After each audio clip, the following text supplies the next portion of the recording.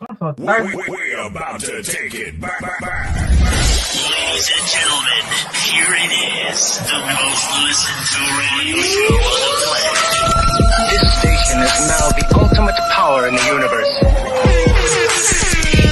Tony and Lee on the radio. Dr. Joe's therapy on the radio.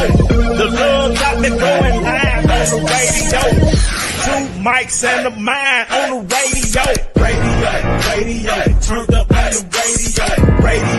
Radio, turned up on the radio. Radio, turned up on the radio. Radio, turned up on the radio. Two nights and a mind. Two nights and a mind.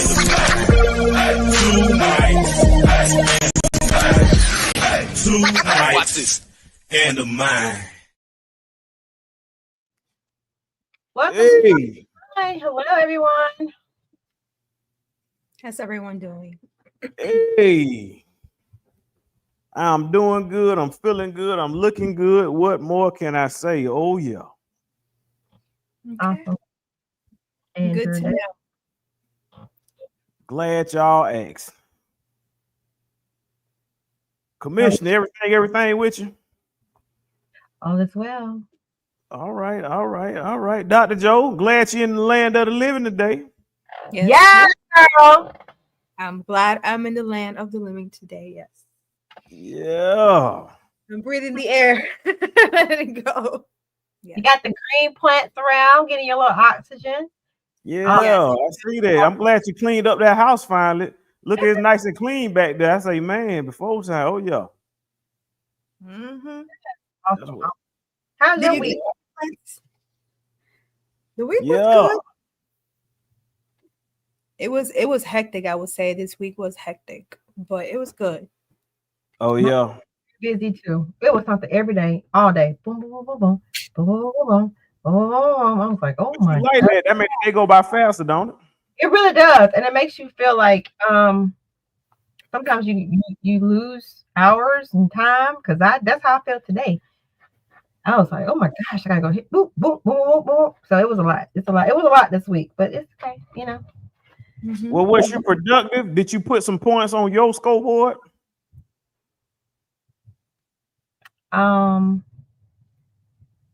Productive. Yes, I think I was productive. Yeah. That's what it's all about. I remember years ago, when I had a job, one of the bosses would always ask people. She say, "Hey, who jersey do you got on? Because you need to make sure that you putting points on the right scoreboard. So who team jersey you got on?" That what she would always say. She would say, "Y'all need to look at team jersey y'all got on because y'all need to make sure y'all putting points on the right team scoreboard." What? Okay. What was that like for yourself, for the company, for what? What was she saying that for? In reference to what was she referencing? She was reference to the company because decisions and productivity, you can make decisions that affect the company in a detrimental way, or you can make decisions that affect the company in a positive way, in a productive way, in a constructive way. And when you said the word, asked about productivity, how your week was, and I was like, you know what? Oh, I understand what you're saying now. I was not understanding. I'm sorry. Yeah, What kind yeah, of yeah. on the productivity or the non-productivity? Sure. Yeah, yeah. I talked to your husband from time and asked your husband, I said, how you doing, man? He said, it's been productive. He said, it's been productive. He said, the week been productive. Oh, Yeah. Yeah, that's what it's all about. It's always about being productive. And I took it even further than that, Tula. how you started to think when they were talking about putting points on the team and are you scoring points for the company? I started looking at my own personal life and I said, you know what? Am I scoring points on my own personal life? Because I'm putting all these points up for the company, but I ain't putting no points up in my own life. That's a word, brother. Let me tell you, that is so true, especially for women. We could be doing all this scoring and making baskets and making points for other people, our jobs, and we're losing. We're losing at home. That's right. There it is. Those are wise words. at home, but I'm still in the game That's today. what it's all about. So I'm gonna tell people that you know what we starting. It changes my today. friend for the night, check No, the jersey. don't do Team that. you putting points on. Check the scoreboard. Who team is you You working can't for? see the That's state right. without preacher being here. Yes, we can. Let's not talk about that when he's I'm sure he's watching the show. He probably watching. He not able to be here right now, but I'm pretty sure he's watching. We won't even talk about it when you get up. Please, no. Yeah. And y'all all two agreed that what I said was profound. So there it is. It was good. It was real good. It's reality. Change starts today.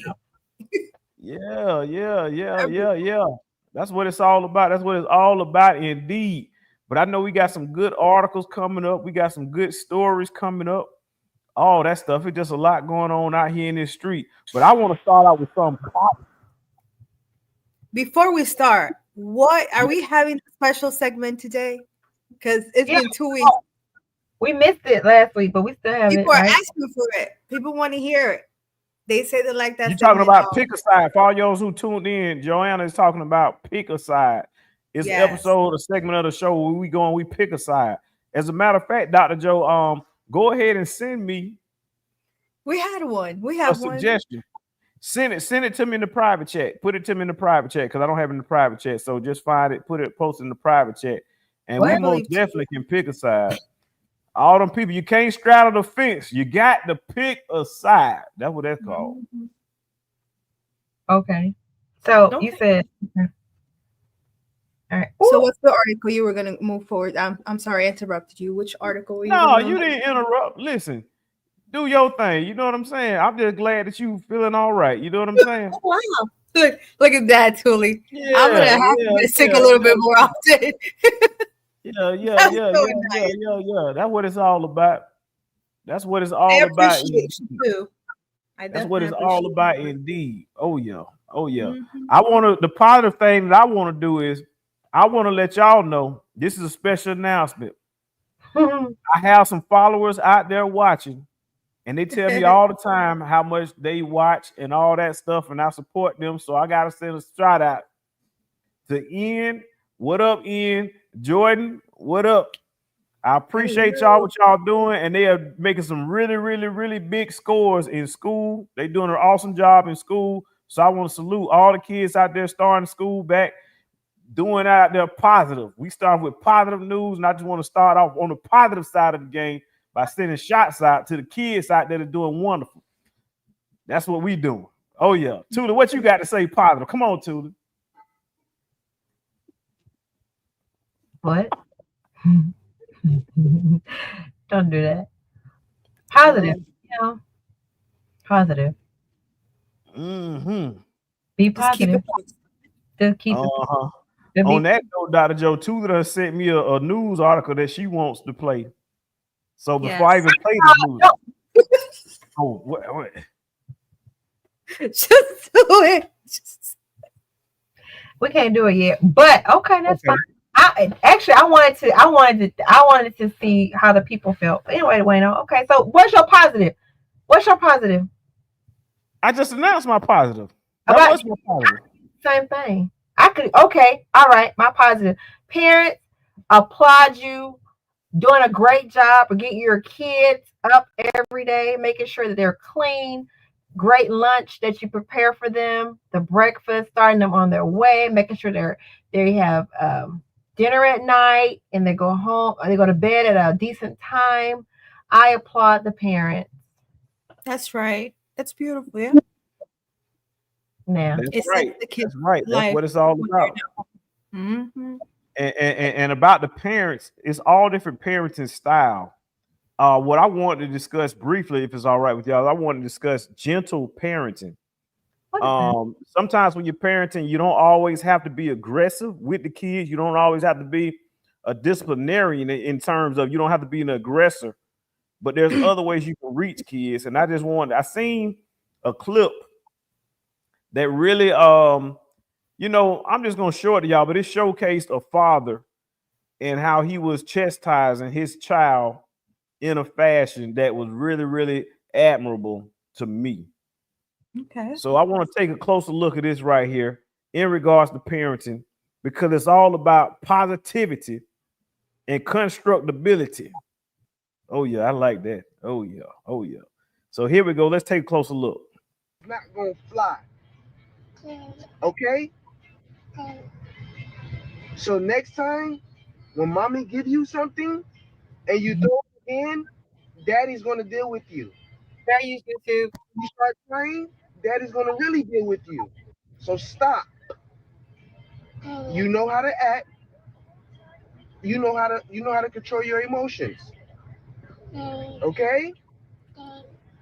I love you.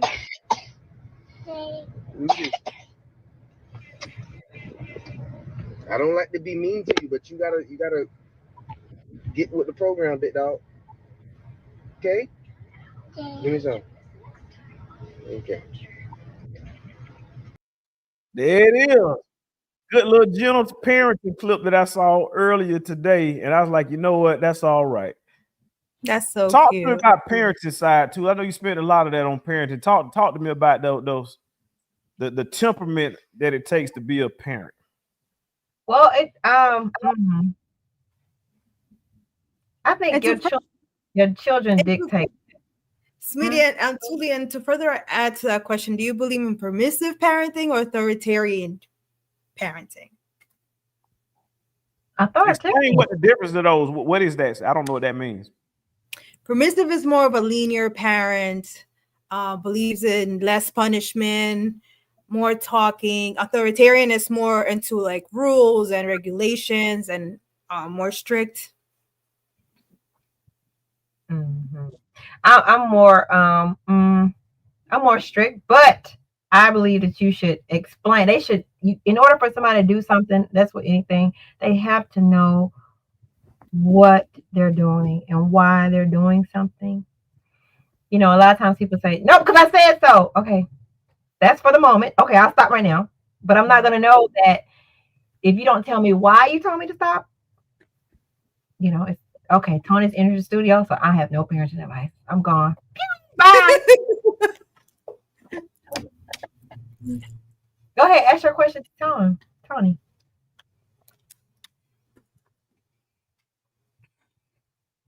Bueno. He's not. I don't see. Oh, there he is. Welcome. Hello. How you gonna tell me, ask me a question? I'm typing. What's cooking? What's going on? I'll tell you what cooking. My wife cooking, man. She cooking down, man. We had some fried fish out from the Caribbean. Okay. And some potatoes that's off the chain. That was going on right now. Look at that right there. Y'all see that right there? Y'all know that? She knows you don't know no better. She'll tell you anything. Fish and chips. That's what we doing around here. Fish and chips. Why are you sitting like that? You know how that's bad on your digestion. Sit up and right. You all like this? Hey, now you want me to do the show, or you want me to go and sit down properly and step away from the camera? You can do both. You sit right properly. My podcast area ain't in the kitchen. I didn't say go to. I didn't say move location. I did not say change location. I said sit up. You sit. You eat like this. Well, I'm sitting up. Wait, no, you sit like you're okay. Enjoy. Listen. The man. Listen. What height he sitting up? What I want to tell everybody is late night eating. Don't be. Y'all got to cut it off. 9 o'clock. Y'all cut it off. Don't be late night eating. Let me tell you something. The day that man started trying to tell the people in that show, I just sat quiet and listened to. I told he didn't know what he was talking about. Everything he told the people, folks saying right now, folks, you said number one hypocrite. Man told, I try to tell the man first thing. That stuff don't work when people telling people that stop eating at a certain time of night. You stop eating. Let me tell you something, people. You learn how to eat to live, not live to eat, okay? First of all, I'm a strong proponent for if I'm hungry, I'm going to eat. What you have to do is you have to make sure you can work all what you're eating. It has to be comparable to what you're doing and for your side. Like him, when he doing how he eating, man, don't say, man, eat like a garbage can. You just throwing stuff in there. They're trying to get. How did you do that? Also, tell them how well you did last night on the workout. Awesome sauce. Wednesday night warrior. That's what we doing. Wednesday night warrior. That's where it's at. I'm surprised. Right. What's cooking, Andrew? Listen. when y'all want to tell the truth, come back to me. What's up, Andrew? Then let me know as soon as you want to start telling the truth. Because right now, it ain't out there. Chanel, good to see you. I ain't seen Chanel in a long time. She back live, okay. This finna be good. What happened? What you done did? She said it's finna be good. We're going to try to keep them straight. It's going to be hard. Dwight asked about parenting. Parenting is for gentle children. That does work for them. So let me hear what happened. Let's keep it positive. Last time that keep it positive, that's when they told that time I heard keep it positive. But first time I heard, then we found out that Irvin Warren had got infected. Shalom. What? Irvin Johnson. Don't worry about it. Girl, the mind being here. Don't do that. Do your hair. Don't do us. Do your hair now. I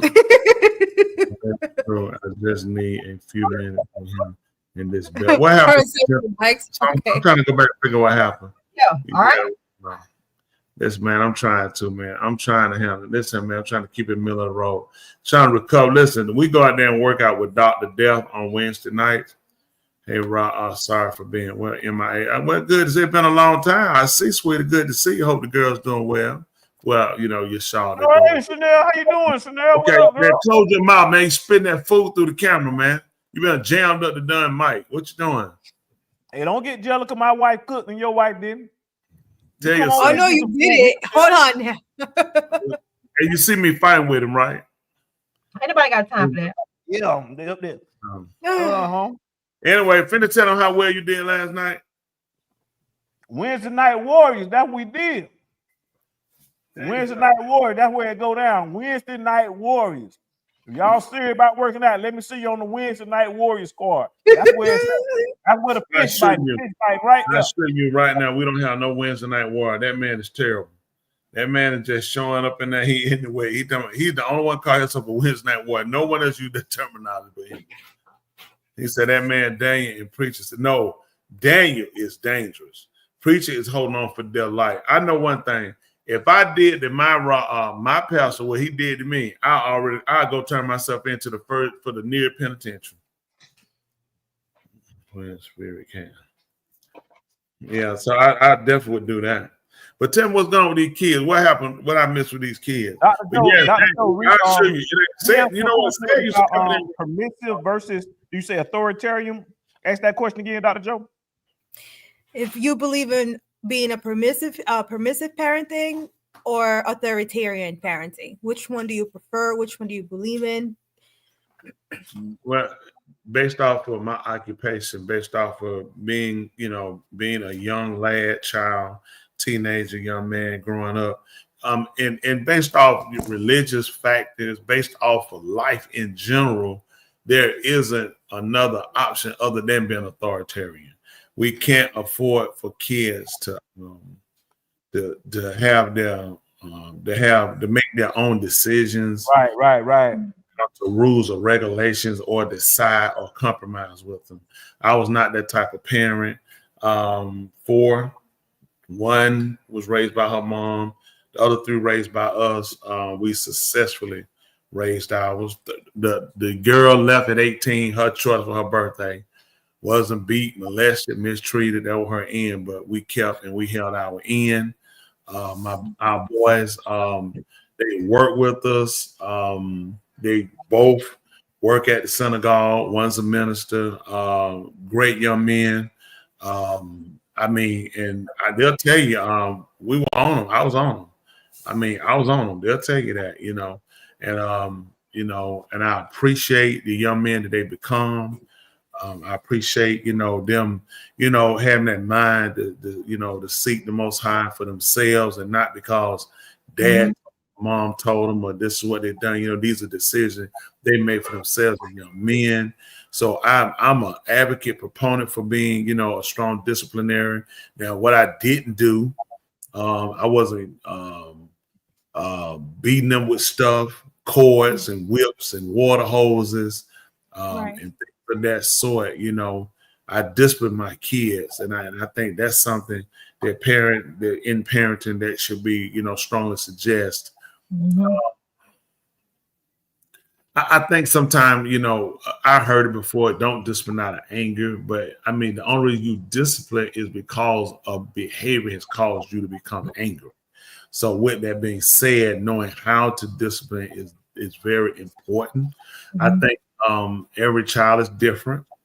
I think parenting style is different, but at the same end, we're all going for the same result. It's some kids, our kids, my boys weren't in my face, getting back and tell me what they weren't going to do.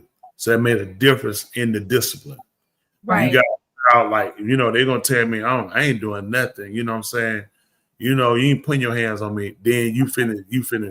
I told my boy, they'll tell Ray, I said, if I ever ball my fist up here, they'll tell you, I said, I'm trying to kill you.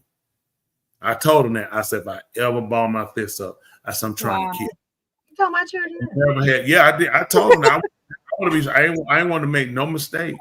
If dad balled up his fist, they knew I was trying to kill him. So I said it because I didn't want to. Don't push me to that point. You're a child. When I'm feeding and clothing you, taking care of you, there's certain things I'm not gonna stand for. You're not gonna stand and withstand me. You ain't gonna tell me, well, I ain't doing it. We're gonna have a major tear down, beat down. I don't care who they take to Supreme Court. If I'm feeding and taking care of my kids and I'm rearing my kids and I know I'm sacrificing for my kids to have the best, I made major sacrifice. I went from paying from homeowner to a renter. You know what I'm saying? We left our home. This isn't a matter of a flip because one school for our middle son, which was our middle kid, who was the youngest boy, that school was off the chain. I met a lady I knew, and she told me she lost her son. She said, I tried to stay with my people and let them stay. She said, look at my son. I lost him. She said, whatever you need to do not let your son go. I called my wife right after I talked to her. We went looking. We moved to Conyers. We was in Lithonia. We moved to, I'm talking this was immediate. I doubled my rent. I went from paying $900 to $1,850. Wow. Yeah, not to mention lights, everything. Listen, I moved. I let somebody else rent the house. I like, listen, whatever I had to do. So we put a lot into our kids. Just put us further out, a lot of things. So you gonna withstand me, you steal from me, take from me. I'm one of them. No, I don't. If my kids ever stole from me, they had to tell me about it. Now I don't know nothing about it. I'll cut you off. I just look at it. I never stole from my parents. Did I disobey them? Yes. I never withstood my parents. That just never was my thing. Going his wallet, going her pocketbook, get this and steal this. And I stole in the street. I stole cars. I did a lot of stuff. You know what I'm saying? But never, that just wasn't, man, take from them. They were struggling. Right.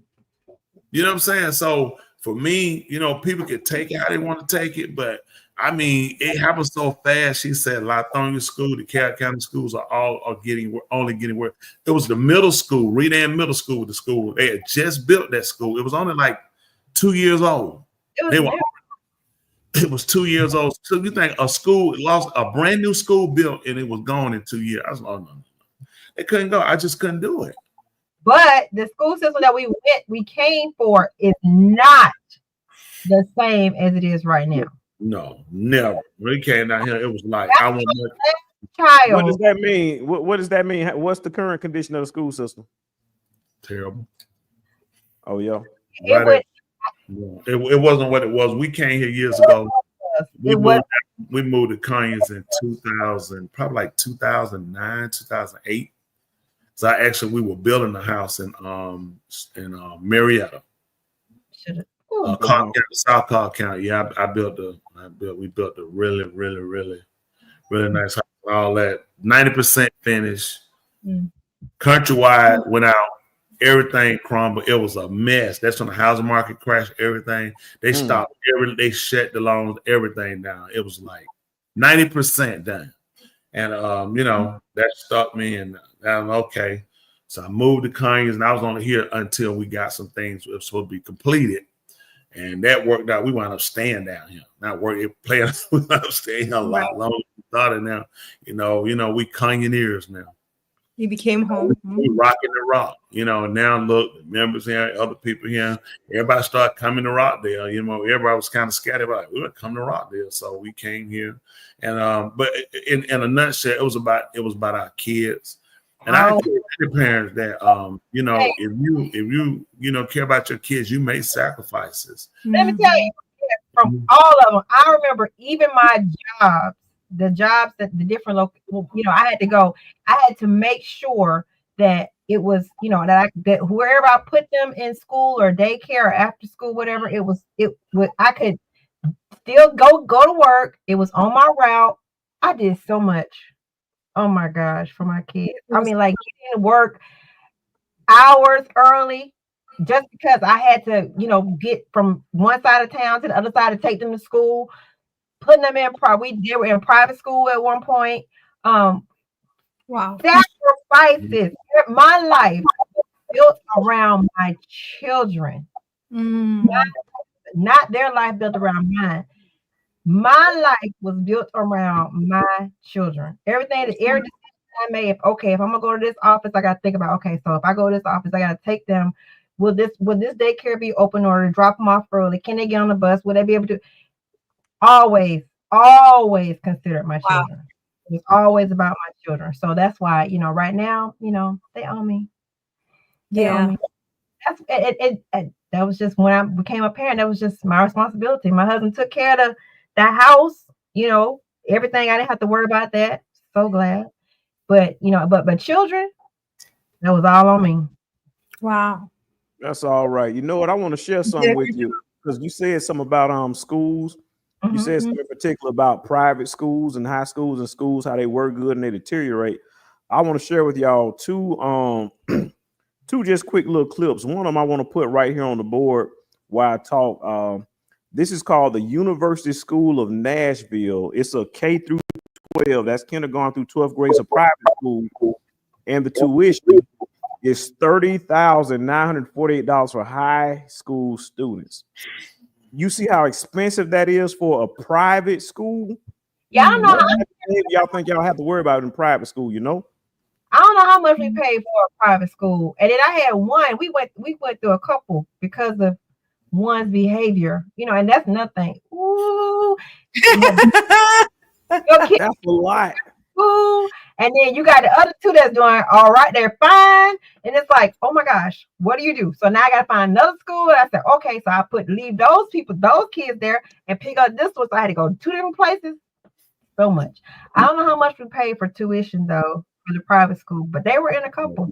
Well, this school right here, it costs a lot. And this school, which is known as the University School of Nashville, they just made the news today all throughout the nation. I don't know if y'all heard of the story, but I want to play a quick 1.5 minute clip in regards to activities that just happened at this private school. Let's take a closer look. Welcome back to Fox 17 News this morning. It is just about 8:30 right now, and we continue to follow breaking news out of Nashville, where we now know the department is responding to a bomb threat at the University School of Nashville. Fox 17 News, Johnny Matthews joining us live this morning there from the scene. Johnny, you just learned some more information we understand from the school. Yeah, good morning, guys. So what the school tells us is those officers who responded are inside right now with canines doing their searches. No word yet from MNPD on exact specifics there, but let's tell you what's going on with the school. The kids are on campus, sort of over at the playground, a safe distance away. They were cleared by MNPD to be here. They were dropped off this morning, and we are told that if you're a parent watching, you are allowed to come pick up your kid. No class going on right now. Unsure if class will happen at all today, but if you're a parent that didn't drop off your kid yet, you are told to stay home at this moment. That is what school officials are telling kids. I just talked to the school's public information officer. Those are our media contacts. And what they say is that's the latest updates. They have no kids hurt. No kids were inside, I believe. And cruisers do keep showing up to the scene, but everything calm outside here. And the kids are literally playing on the playground over there. So again, officers inside, confirmed bomb threat happening this morning. It's a University School of Nashville. It's a K-12 private school. We're not too far from Vandy. Vanderbilt police did respond as well this morning. We'll let you know when we learn more right here on Fox 17. Guys, back to you. That's no big deal. That's just one of those spoiled brats figure they want to do school that day. Get some. Let's show you it don't matter about the money you spend. Whoa. Kids, for all the people, we got excellent schools right here in Georgia. They could have went to Lebanon and spent that money. Their kid could have been somebody. Lebanon would have never had no foolishness like that. Their kid have been somewhere in Paris, somewhere on a field trip. They send them out they field trip. They go out the country.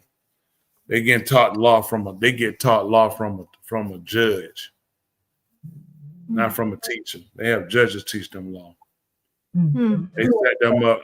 When you go, your kid come from schools like Lovett down here. We got schools. Your kid, your kid walking to an astute college. Your kids walking into a career, not a job. But with all that said, I'll say this: the school is not as much of an issue it is as parenting. Yes, sir. Parenting. It did. I mean, we moved down here. When you look at it, I mean, everybody was on it. They were on it. And the parents were on it. Like my wife said, she was active. Our kids came from Marble Elementary. Marble was a great foundation for our kids. We had it going for 2. They knew us when we came. They called them the 18. Yeah. They called them, I come pick on. They say, bring out the 18. So because all of them first names started with an A. Andrew and Anthony. So they were taught to bring the 18 out. So they knew we would there to pick them up. They knew us. They knew our kids.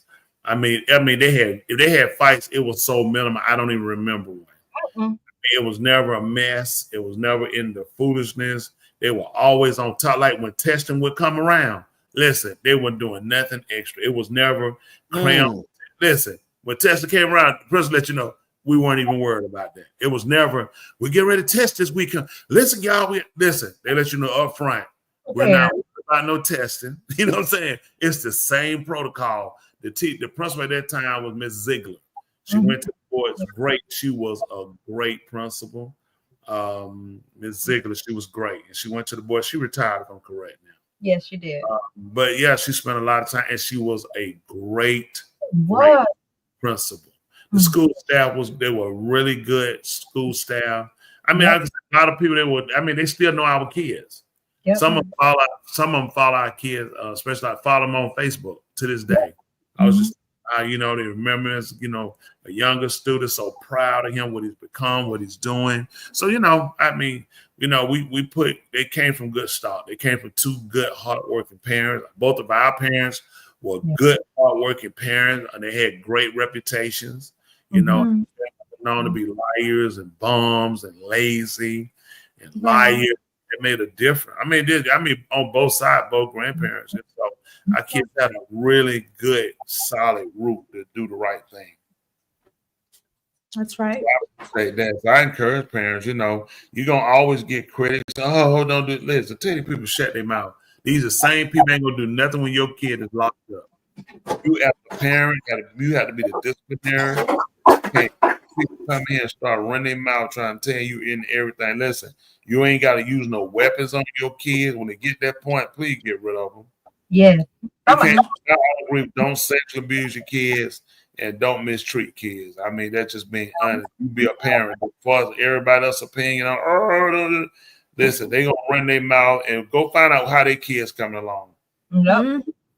That's go right. ask your kid. Oh, their kid doing nothing. Their kid pregnant, living in the projects, doing nothing. Yep. 8 different. Listen. Your kid got 3 kids by 8 different baby daddies. And you think I'm listening to you on how to raise kids? No. Go figure. Go fish. Embarrassing. Hey, actually, listen, it's bad when they tell when your daughter walks up and kids playing cards and somebody holler go fish and they say you can smell me. Don't worry about it. You had to be there. Tony. That was a good one if you knew what I was saying. Mm-mm. I don't know that. It was real picture. Like what? You gotta go fish. Yeah, you can't be afraid. You got to stand up for what's right. At the end of the day, the people that criticize you ain't gonna pay no money, ain't gonna take care of you, ain't gonna help your kids. You got to look at as a parent, you have to make decisions for your kid, what's best for you, and still be able to keep a roof over your head and provide for your kids. People don't know. If you're not a parent, you have no idea what it's like. The fears you deal with as a parent, people run, if you've done it well. A lot of people run their mouth, have never even raised kids. You know, they gave a check, dropped some dollars off for a kid, and it was less than what it was for support. The energy, time you got to put in your child, the things you have to sacrifice and you have to go through when it comes down to having a child, it's like the fears. Listen, if it's boys, you got to worry about them being gay, joining the gang, getting no drugs. If it's a girl, you got to worry about her getting pregnant, being a whore, you know what I'm saying, getting on drugs. Yeah. Being a dummy, and for her, a dummy. Those are your 4 fears for a girl. Her getting pregnant, her being a dummy, her being a whore, and her getting on drugs. That's your fear for a girl. And it don't stop. Your fears don't go away because they got grown. You still carry some kind of worry about, you still care. You still care about their welfare. That just for me, I think for us, we still care about their welfare. We still want them to have the easiest life as possible. Not a spoiled life at all. Work for what just it doesn't stop. It doesn't stop. Once they get old, it doesn't stop. They don't stop. Right. It doesn't stop. I always want to make good decisions. That's the goal. And a lot of that come in with watching you making good decisions. What a lot of times people don't realize, just like me, I never realized when I was doing stuff in the street that one day I grew up and I have a daughter, I have sons, and you look at all the stuff you've done and you realize, okay, how does it work out when you come back around as you? That's right. It is a lot of stuff you don't realize. And for me, y'all know I put a lot of time in with our young people, talking with them, meeting with them. Our young people, I put a lot of time in with them, along the members, because you're really just trying to get them to really get it across in their head. You don't have to learn everything from experience. Some things take advice. I didn't have to smoke crack to know crack was a dangerous drug, addictive. Right. You can become addicted and you can die. I didn't have to do that. I saw other people do it. Some things I did learn from experience, but there are a lot of things I learned from watching others, and I try to teach them how to be mindful of things and watch people and watch everything to the end. Don't just run off the surface of things. Things have a conclusion if you keep watching. So I encourage everybody that is doing it and good parent. Hey, you still a good parent. You do what you got to do to keep your kids safe. Keep your kids safe and keep your kid going in the right direction. Everybody else is their opinion. It's not. If it worked for your kid ain't my kid. Right. That's right. Being honest, yeah, it's just being honest. You as a parent have to look at what's best for your kid. They get the court system. I believe the court system be on this abuse or death or anything like that. Molestation, death, there's no question on that. But a lot of times when people are being graded, it's about other people who had this passive situation. When this is the part you got to worry about as a parent now. When we would come along, your kid going out driving, having a wreck. Of course, you were afraid your kid get hurt or your kid hurt another kid. You weren't getting sued. That's true. Now you got to worry about getting sued if your kid got in the car and hurt somebody. I'm talking about coming after you financially. You had to worry about. You want to worry about your kid going to school and shooting up no school. That you was a black kid. You weren't stupid. That ain't no conversation of thought. But now you got to worry about if your kid go to school with a bullet or a gun. They're going to charge you. You can be honest, hardworking, responsible, but if your kid get their hands on that gun and take it to school, you going to jail. I tell people, listen, parents, you can't listen. When everything is at the foot of you going to jail, how you think you proud of parent? That's right. That's so true. You cannot be a strong authoritarian. Go ahead, sweetie. I believe Thule sent an article, I think it was like 2 weeks ago, where a car hit some kids and they were arresting the parents, and they didn't put it on the person who hit in the car. To me, it's like they're putting everything on the parents, and I understand, but at what point? At what point, like you said, everything is suing now. Everything is. I feel like there's no balance. Thule, I believe you sent that article 2 weeks ago, right? I wasn't shocked. The parents weren't even there. Hold on, let's see. Listen, it comes down to everything is pivoted off of dividing the home. That's in the writing. The father's gonna be the son against the father, the daughter against the mother. A man enemy gonna be those of his own house. Why? Look at the system. Social media does not promote good parenting, strong parenting. It does not promote children being responsible and obeying their parents. It promotes what? Fights, shootings, drug use, gang, rap music, irresponsible sex, cheating. That's all it does not promote something that substantiates or help facilitate, a strong family bond. It's not there. If you put it on there, people do what? They're not gonna watch it. And then when people like myself and others as well that do teach it and try to enforce it, the first thing you get is critics who never raised kids, don't have the slightest idea about being responsible, irresponsible, mentally ill. You know what I'm saying? When you look at the people that criticize, they aren't people that ever raised kids. Right. There you go, Bueno. Mm-hmm. So, I wanted to hit on some really quick about what Preacher was saying real quick, Tuli. Sure. If it's all right.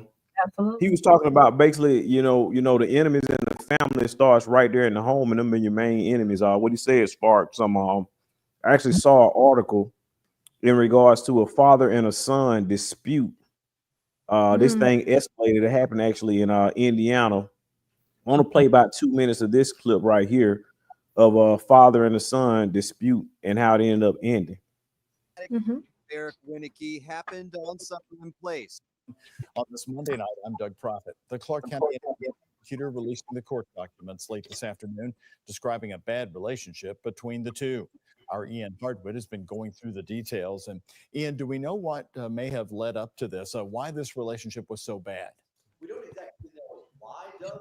Police say Bryce Winneke texted his father, Eric Winneke, that he didn't want to see or speak to him again. That's 2 days before the family members found Eric's body. Ann Winneke and Eric were divorced, but they spoke frequently over the phone. And she warned him that their son was delusional. It's been pretty traumatic. The traumatic death of Eric Winneke happened on Summerlin Place, but it's not clear when the death happened. According to a probable cause affidavit, Bryce Winneke's mother, Ann Winneke, first called Jeffersonville police on the morning of August 15th. Shortly after, she called her son, Bryce. Police say that Bryce told his mom, quote, I use YouTube. is the evilest person that ever lived. I cut his head off. Those details are out in newly released court documents for the case against Bryce. He's charged with murder and the abuse of a corpse. Security video from Eric's house shows Bryce leaving with a plastic bag police believe had the father's head inside. That was on August 15th, just before Ann called the police. However, nighttime security cameras show what they believe is Bryce walking up to his father's house before midnight on August 13th. Police say they found a white plastic bag with Eric's head inside of it in Bryce's bedroom after his 4-hour standoff with SWAT leading up to his arrest. Bryce had holed himself up inside his mother's house where he lived, half a mile from his father's. Inside the father's Summerlin Place home, police described a bloody crime scene in Eric's bedroom. A detective said the man had been stabbed and a blade was found nearby. Neighbor Sandy Cook said it's been empty since Saturday. You see the guy one day going out to get his mail, and the next day something that horrible happened right in your yard next door. And Bryce's mother told police that Eric stopped responding to her messages on August 14th, the day before his body was found. Now, while Bryce Winneke was originally scheduled to be in court today, it was delayed until tomorrow afternoon for medical issues. Live in studio, I'm Ian Hardwitt for WHAS 11 on your side. For medical issues, you know what they're going to say now. Yeah. Mentally ill. Again, it's the system. The system divides, and the kids feel like they won because people got in their way. Everything is abuse now versus rearing. Our parents were raised up. Their parents whooped them with, the whip from when they used to, when they would, put on the horse. Really? Yeah, some of them, they were whipped. They put them to whip. They hit them with real whips back then. Yeah, remember a lot of discipline came in from slavery. Oh yeah. Master will whip you with a whip. The slave master will beat you with a wood. So what was the alternative for the parent to whip their kids? Well, master whips me with the whip. Master beats me with the pat, beats me with a board. Master hit me with a chain or whatever he gets. Master punched my teeth out. So a lot of it is kind of imprinted. They looked at what made them do what master wanted them to do. It was the discipline. Right. So now I'm trying to get my kid to do what I want them to do. So what I do, I discipline my kids like master disciplined me. Now I'm not justifying it because parents were still bad. You still had early pregnancy. Everybody brag about my grandparents love each other. They got married. They was 13 and 15. Grandmama was a prostitute. Ooh, who did that? I mean, grandma was your grandma. I know. I'll get them later. So grandmama was irresponsible, like most of them do. I guess nobody read the thread. That's all I'm saying. I did. Don't worry about it. Go back and read it. Okay. Don't worry about it. No, I did not. I know. I'll get you later. Don't worry about it. I already know you. I know you. So hold on. Let me go read the thread. I would. At that point, I would. And it's not going to help you. I'm not going to help you at that point. So anyway, you really try to get people to look at what they're doing because, strong discipline is important when you're raising a kid, but not to a point of where we injure. Again, certain level of discipline is based off the level of the child. Mm-hmm. If you can take correction, like even the right said, I'll deal with you like a child. But if you're going to fight me back, if you're going to resist me, then at that point we turn into we're two people off of the street. Mm-hmm. I don't know you and you don't know me. And I still have the right. Yep. I remember Preacher coming up from that. I remember when a friend told me that his dad had tied him into a tree and whooped him. And he remembers this as a trauma, but his dad remembers it as he needed a punishment. It was like normal to him, but to the guy that was my friend, it was traumatic for him. And I mean, I see how it was traumatic. I've never seen such things. The first time I ever hear something like that. But like Preacher said, it comes from that slavery mentality because they were African American, like what they call African American. And I thought it was. Was he ever arrested? No. The kid was never arrested. Yeah, the guy never was arrested. Was he on drugs? Weed. Marijuana. He was on weed. Was he a rapist? A murderer? No, he was a productive guy. Yeah, he was very productive. So let me ask you a question. So how bad was the tree? You have a point. It was shocking to me, but I wouldn't do it. I wouldn't have done it. But let's go at the same instant. It kept him out of prison. Yeah, never been. Yeah. Okay, you see what I'm saying? He was productive. He said it was trauma. The trauma got him to look at this. It's severe punishment when you make decisions. Make sure you look at what decisions you make. Now let me ask you a question. Is it likely that his father tied him to a tree because he was a student, because he was doing what he was supposed to do? He broke a rule in the house. I remember he told me he had rules and he broke a rule. The brother did turn out to be not such a good kid. Like he was in the streets, he was more of doing crazy stuff, but he was a good guy. But guess what? It happens. You're not gonna win every battle. I mean, you don't win every battle. But at the same time, with that, you gotta look at being a strong disciplinary. Again, we don't want to kill out. No, that people say stuff. Oh, they want to kill it. Everybody not trying to kill their kid, but you're trying to withdraw some behavior. Listen, if you're not trying to, especially if you was a person that came from the streets, and 9 times his dad was a person that probably endured a lot, did a lot, and realized they made it. And a lot of times you discipline from that standpoint. For a lot of people who don't mind being an idiot and a fool, they don't care if their kids go out and wreck their life. Some people look at, oh no, I'm not losing you. Yes. They'll tell you, before I lose you to the street, I'll kill you. Yeah. He didn't want to like him. You go out here and mess up your life, and you sit, I will kill you. Be like, What are you thinking? So I understand the passion. They're looking at this. Oh, let me say, these kids are getting killed. On what kind of average of these kids being murdered today? That's true. Drill music, shooting, raping.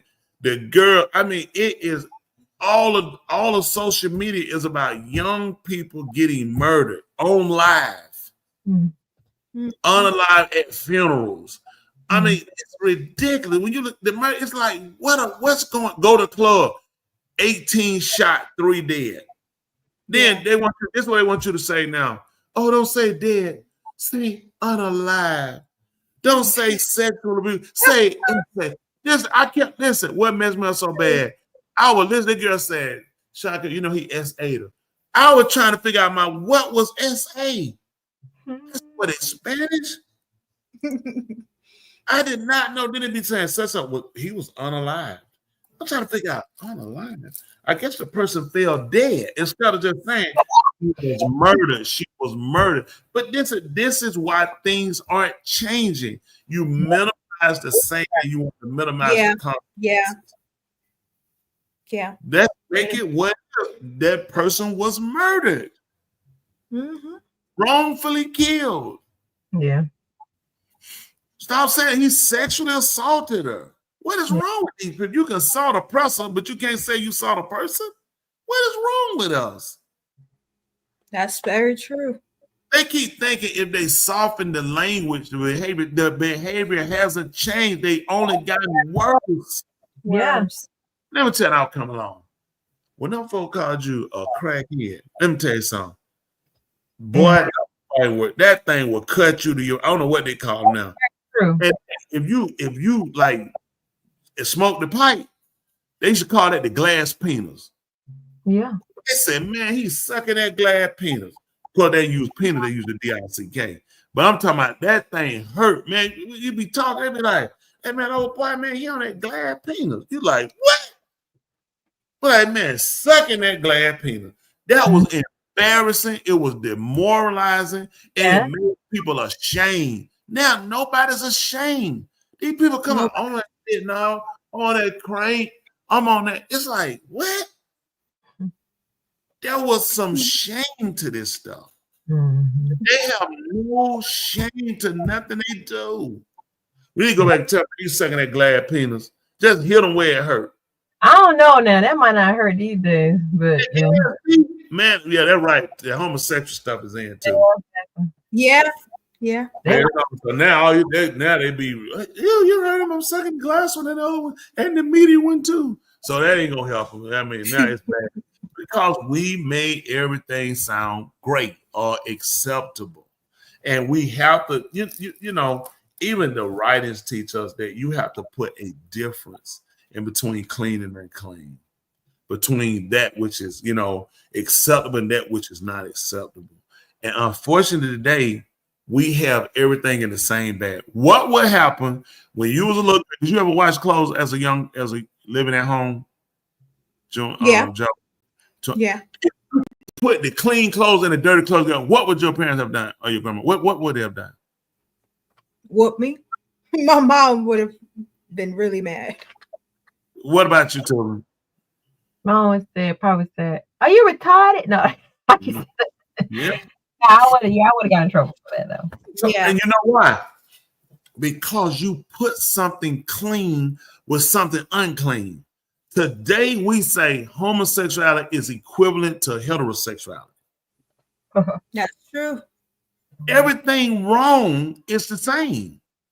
It's all mess. Non-performing kids are with performing kids. But yet it was a foul thing. If you're saying just say you took off something that was dirty and you threw it on top of the clean clothes, what your parents would say? Well, ain't no big deal. It's all clothes. No. They'd have lost it. Yes. Why is it today that it's okay to put clean with unclean? I'll say that. I was talking to somebody, they explaining to them about, you know, even with the matter of homosexuality, choices. That's all it is, a choice. Nothing more than a choice. It's not a spirit if people want to take it. I'll just break it down. It's all choice, okay? I can see a man that could be a handsome young man or a distinguished looking older man. Not, oh man, I ain't gonna sell man. Just quit the food, quit the rhetoric. Handsome guy, hands down, no defeat. Handsome guy, I want to have sex with him. At that point, you have crossed a line. When you have sexuality at birth, this is an assignment. I don't care if you graduate astute from college. I don't care if you have money out the wazoo. I don't care what it is that you say you have done in society. When you cannot hold a simple assignment that you are given at birth that is not to diminish or turn from, you have failed as an individual. When you find a person that is in the act and living in the lifestyle of homosexuality, you have a person that lacks responsibility. Now, I have a question for you, Preacher, in regards to that. Was the assignment failed because the assignment was not explained correctly by the parents? No. Or at some point they had, who was responsible for this failing this assignment given to them at birth? Well, let me say this. There are occasions and reasons where a person can be reared by someone who purposely tried to turn them into a direction, but your body still recognizes. Gotcha. Okay. You can't tell me there's no recognizing that something ain't right. I don't care if they took you from a baby and they did. That's why they're giving homosexual kids now. The earlier you can start the lesson, the more hopefully impact. But they always wind up rebelling. You never get one that's going to be calm, that's actually going to really be in a situation where they really have it together. They'll look together because you'll see, they got a degree, well, they live in a really nice place. They have money. That doesn't determine the success. Success is actually the interworking parts of a person and just your total character as a whole. Success. So you saying who will act out? The person? They always do. That's why they violent with one another. Listen, it's against nature. Yeah. Why do you think AIDS came in? They said, well, heterosexual have AIDS because heterosexual have jumped into the same dismoral act as people that wind up that move away from the assignment. So when you do things against nature, nature's gonna fight back. Like now with the floods. Alaska was just hit with a 4.1 earthquake on yesterday. It's because nature is fighting back. They're digging in the ground, they're taking things, the oil that they're taking from the ground, what you replacing it with? Yep. It's fighting back. Yeah. Because man does not know how to use things resourcefully. Anytime you put back, tell me what farm you know that grows a crop, eat, and don't put back. Right. You gotta come back. Listen, you know what else they'll do sometimes? They'll come and put nitrogen back in the ground because they know they gotta reignite the ground. Or they'll plant something to grow in the ground that'll start putting the nutrients back into the ground. Because they know I'm going to plant something again and I'm gonna need it to rejuvenate. I need to rejuvenate the ground so the ground can give me back off full strength. Same thing with a woman. Woman have a baby, I'm gonna have sex with her the day after she had a baby. At that point she has to heal. Right. She has to regenerate her body. The same thing with the ground. When you take from the ground, you don't go and plant right then. She got to have an off season. She has to get her strength back in order for you to grow and get productive plants or food from her. Right.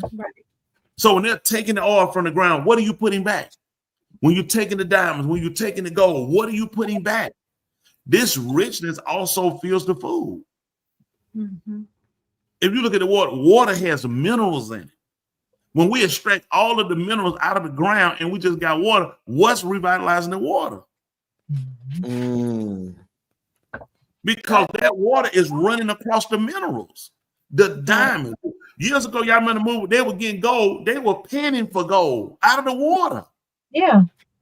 So this is the water they're drinking. It's running this stream. This water will go into your system. If it's got the riches of golds and diamonds and rubies inside the water, what's going inside of your body? And if I extract that from the water, why you think we getting so many diseases? Man, folks is in bad shape out here. There's a lot going on. It lead me to something that I saw earlier today. I don't know if y'all familiar, but it was a mass shooting in Austin, where a guy just went absolutely crazy and just shooting up everybody. It's about a 3-minute clip I want to play for y'all really quick. Things really getting An bad. Austin man remains in the Clark County jail this morning, charged with killing 3 people, one of them a 4-year-old little girl. The shootings happened in a Target parking lot in North Austin on Monday. Police laid out the hour of chaos from the shooting to the arrest. KBU's Yvonne Nava walks us through what unfolded that day. Around 2:15 p.m. Monday, Austin police say Ethan Nineker randomly attacked Target employee Hector Machuca in the parking lot, shooting and killing him as he collected shopping carts. We were driving by, we seen the first body on the ground, and then all the police started swarming in. It was just chaos. Then police say Nineker ran up to a gray Toyota 4Runner and shot the driver, 65-year-old Adam Chow. He then fired into the back seat, hitting Chow's 4-year-old granddaughter, Astrid. As Chow's wife carried her granddaughter from the car, Nineker pushed her and stole the SUV. We seen the bodies on the ground. From my eyesight, I seen 3 bodies on the ground, which was very traumatic for me. Just 5 minutes later, around 2:20 p.m., Nineker found a water truck parked along Mopac near Anderson Lane. Police say he assaulted the driver and pushed him out of the truck, but there's video of it, and he's sitting there trying to start it, and you can tell that he cannot operate the vehicle. he then jumped out of the truck and chased a man with a pistol before running back to the 4Runner and then drove off. Around 2:25 p.m., the 4Runner crashed into a Volkswagen and landed on top of an Infiniti SUV in a parking lot along Mopac Frontage Road. Police say Nineker went over to the Volkswagen, assaulted the woman driving it, and stole it. Around 2:34 p.m., police say he tried to break into a Waymo, and 3 minutes later, police got this call. The brick through the window was called in by somebody he had known who had claimed to have had Bible study with him in the past. So he recognized him and just called, his window being vandalized, and then he left that scene and proceeded to move on. At 3:06 p.m., officers found Nineker naked on Montclair Street near La Casa Drive in South Austin. Police tased and arrested him. As for the motive of the shooting, here's what police say. He said that he was Jesus, and there was really no reason whatsoever given. It was a completely random choosing of the victims.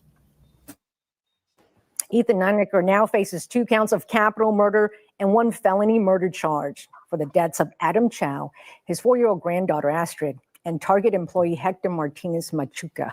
Austin police say the suspect had 2 mental health reports, but he was never committed. Court records show he has faced multiple charges in Williamson and Travis counties dating back to 2012, accused of things like family violence assault, DWI, and violating protected orders. Yeah, well, I'm thinking about the past incidents that we had with him on mental health runs, and where is the follow-up there? And for someone to have the capacity to take the life of 3 innocent people and a 4-year-old child. As we move forward and are looking more into this, it will be interesting to kind of peel that back and see where those failures took place. Investigators say the suspect got the gun from a family member, but they're not sure right now if family members could face any charges for allowing the suspect access to the gun. They also told us the victims were chosen at random.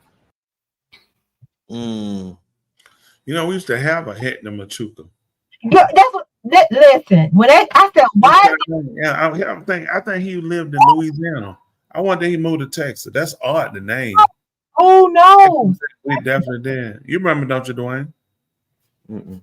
Hector. What? Stop it. Just stop it. That Hector. Stop it. Just don't worry about it. Yeah, I remember Hector. Stop it. Just stop it. Just stop it. Hey, I got a whole lot of screens. I'm looking at a lot of different articles. So when y'all talk to me directly, I have to catch up on what y'all saying. When I call your name, Sleepless. Yeah. Thought he was on the salt. I don't know. He was on the salt. Kind of like Wayne on the salt. Wow, people with mental health. let me say this. I don't know if I subscribe to every time people do stuff with mental illness. I mean, let me say this again. Things are coming back at us as a nation because of the things we've done as a people. We turned a blind eye to a lot of stuff as people. And when we do, things have to come to alert us again to show us. A lot of this has come back up because these are our sins as a nation. It's unfortunate. Those people were murdered and a child. But again, let's look at America. We murder people all over the world every day. Men, women, and children. We rape men, women, and children all over the world. And I know, I can't listen. Let's just be honest. The sins have come back on us. Our sins are coming back on. Our kids are a product of our behavior. A lot of us grew up and we hated the fact that we were disciplined, we were corrected, and we wanted to raise our kids as our friends. Your kids are not your friends. They are your children. They need to be adults. They need to become productive. They need to have direction. They need to work on trying to have a career and not just a job or hanging out. Everybody want to be an influencer. Who are you influencing? Yeah. You get food. These people are you. Let me tell you something, people. They're paying you because you're cheaper than paying advertising company. They pay them to make a commercial. Your stupidity, your waste of time telling lies, your fake memes is how you're making your money. And that's how America has been. It's basically built off of fraud, deception, and lies. Look at most of the stuff that get the hits. It'll start off, it'll show Obama having sex, kissing a man. And then you click, it has nothing to do with Obama. But you got people to watch and to listen. She said a Hector from this report was 24. Okay. Well, I mean, hopefully it wasn't his son or somebody, a nephew was maybe related sometime. I don't know. I'm glad to hear that, that it wasn't him, unfortunately, again, about that person. But again, it's coming back on us.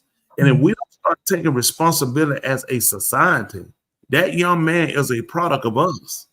The hatred spewed from President Trump. When you are a world leader, let me tell you something, as a pastor, I was quick to put a lot of things out, not realizing that it affects the people that eat from you. That's right. I can't come back and teach them love, forgiveness when I have none myself.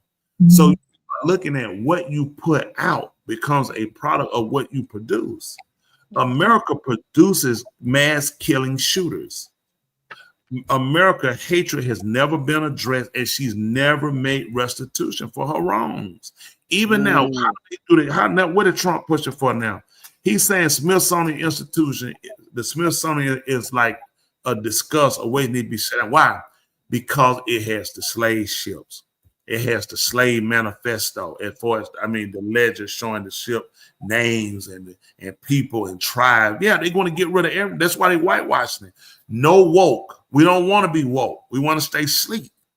Anything that's going to address where America, they said when they told, let me tell you what happened in Florida, when Florida was one of the first states that introduced teaching these kids about the wrongs of slavery. Do y'all know that white kids cried? White kids came home and questioned their parents about those acts. The governor said, "You ain't even white American. You defending some people. You ain't even white, boy. They don't think nothing like you. That you ain't white." He pushed out no woke. We're not doing no woke. We're not gonna make these kids sit around and they're gonna feel guilty. Those kids were crying. Why were they crying when they didn't do it? Because they looked at we attached to people with that type of hatred, who spewed that type of rhetoric, and they gave them an opportunity to address it and realize no more, it stops now. America will lie to cover up her crimes. She will sweep, listen, that's why we have so many mountains and hills in America, because she will sweep all her trash under the rug. Wrong. When you look at these mountains we have in America, this is her trash that she has swept and hid under the rug, and the rug had become mountains. Now, I ain't telling you about hating America or hating white people. I had that. I'm not American. I'm a victim of America. No, you're an American. I was born here. I'm an American. I'm not gonna give you the satisfaction that I'm not no American. I'm an American. I was born here. Correct. Right. Stupid mouth. Correct. That's why it's true enough. I bought into that same stupid black power foolishness. Shut up talking stupid. I was born at Greater Hospital. Hello. Right. Right. I was here before their face showed up over here. Yes. Before you gave it the name America, I was born here in this land. Right. My mother and father were born here in this land. Their mother and father were born here in this land. Ain't no one generation. Right. Right. So it's time for people of color stop saying stupid stuff and stand up and take ownership of what we are and who we are. Mm-hmm. Now I'm from another region. My original people are from another region. You need to know your history. You need to start deflating the fact of who you are and buying into their rhetoric. They're using it against us now. They're going to use it to deport you because you keep saying dumb stuff. So what did I look at as a leader? I have to look at what I put out, and I try to put out how we have to forgive, because we got to look at the damage we've inflicted to one another. Mm-hmm. He gave us the tools, but we didn't have to use them. Mm-hmm. I can't blame the man that put the dope in my hand and say he got the planes and the ships and I sold it. I didn't fly it over. I didn't bring it on ships, but when it got in my hand, I gave it to my own people. Then that makes me a destroyer of my people. So now I have become educated on how to revitalize my people, how to come to my senses and stop putting my interest in so much hate toward them and start fixing the things that I've done wrong, getting our people to start becoming conscious of decisions we make. But that's just my end. What say you? Love Doctor, what else you got for us?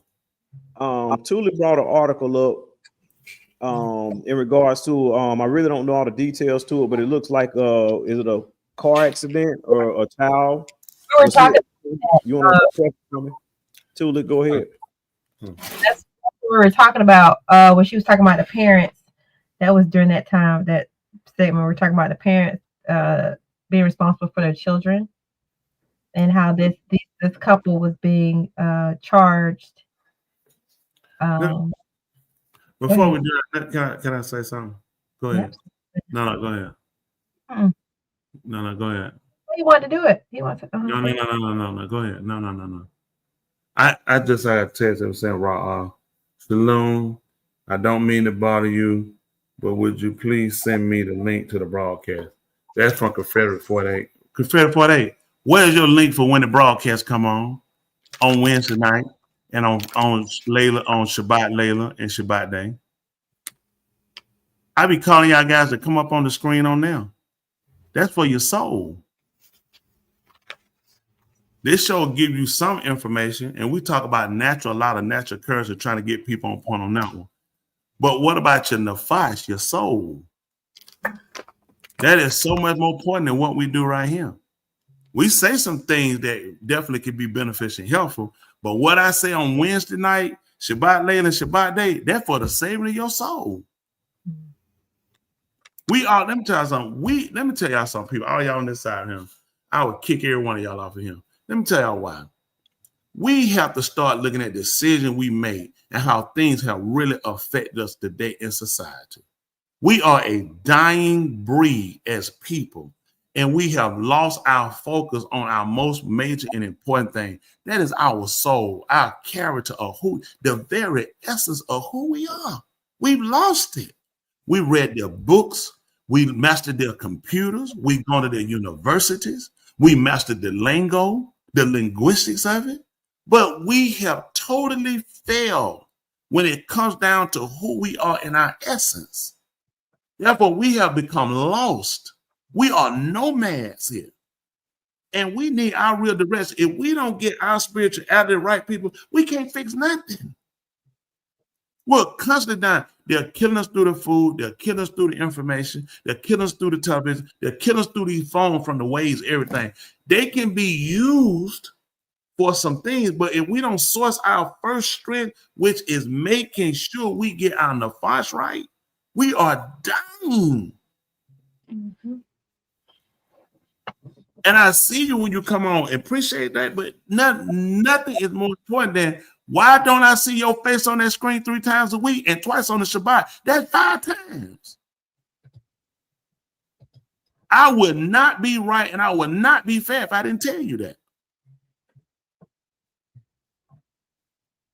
If nobody has told you they love you, we love you. Our name just call it hard. I tell these members, I got that. Listen, I called a roll on them. They'll tell you I called a roll. I will call them out to you know why? Because I love every one of them. That's a hard. They can think preacher. Yeah, I got some of them. I know they get so pissed with me, like I can't believe this man sit here and told me that. I tell them you better believe it, because I care. Now come on back to that story. All right. Tula, I found a quick video clip. I think that might summarize your story, one of the latest on your story. I was gonna go ahead. I know you sent me this article, so I wanted to post the article about the DA. If you want to run down the article, and afterwards I got a video to follow it that'll recapture it as well. Go right ahead. So apparently your article is from Newsweek. It says that the DA, that's the district attorney, defends prosecuting parents after their son was hit and killed crossing the street. So I really hadn't got my head wrapped around that, Tula, but just reading the headline, is that what happened? It was a child that was crossing the street, and then are they holding the parents accountable? Is that what's going on? Yeah. Yeah. I think the dad, from what, if I'm not mistaken, the 2 kids they walked to the store. The dad was on the phone the whole time with them. And they were on the sidewalk, and one of the kids slipped off the sidewalk, and that's when they got hit by a car. But the dad was on the phone with the oldest and heard everything. So because they were minors walking to the store and they got hit by the car, the parents get from that. Wow. And I guess apparently the parents, they accepted a plea deal. Is that correct? I'm not sure. I don't know.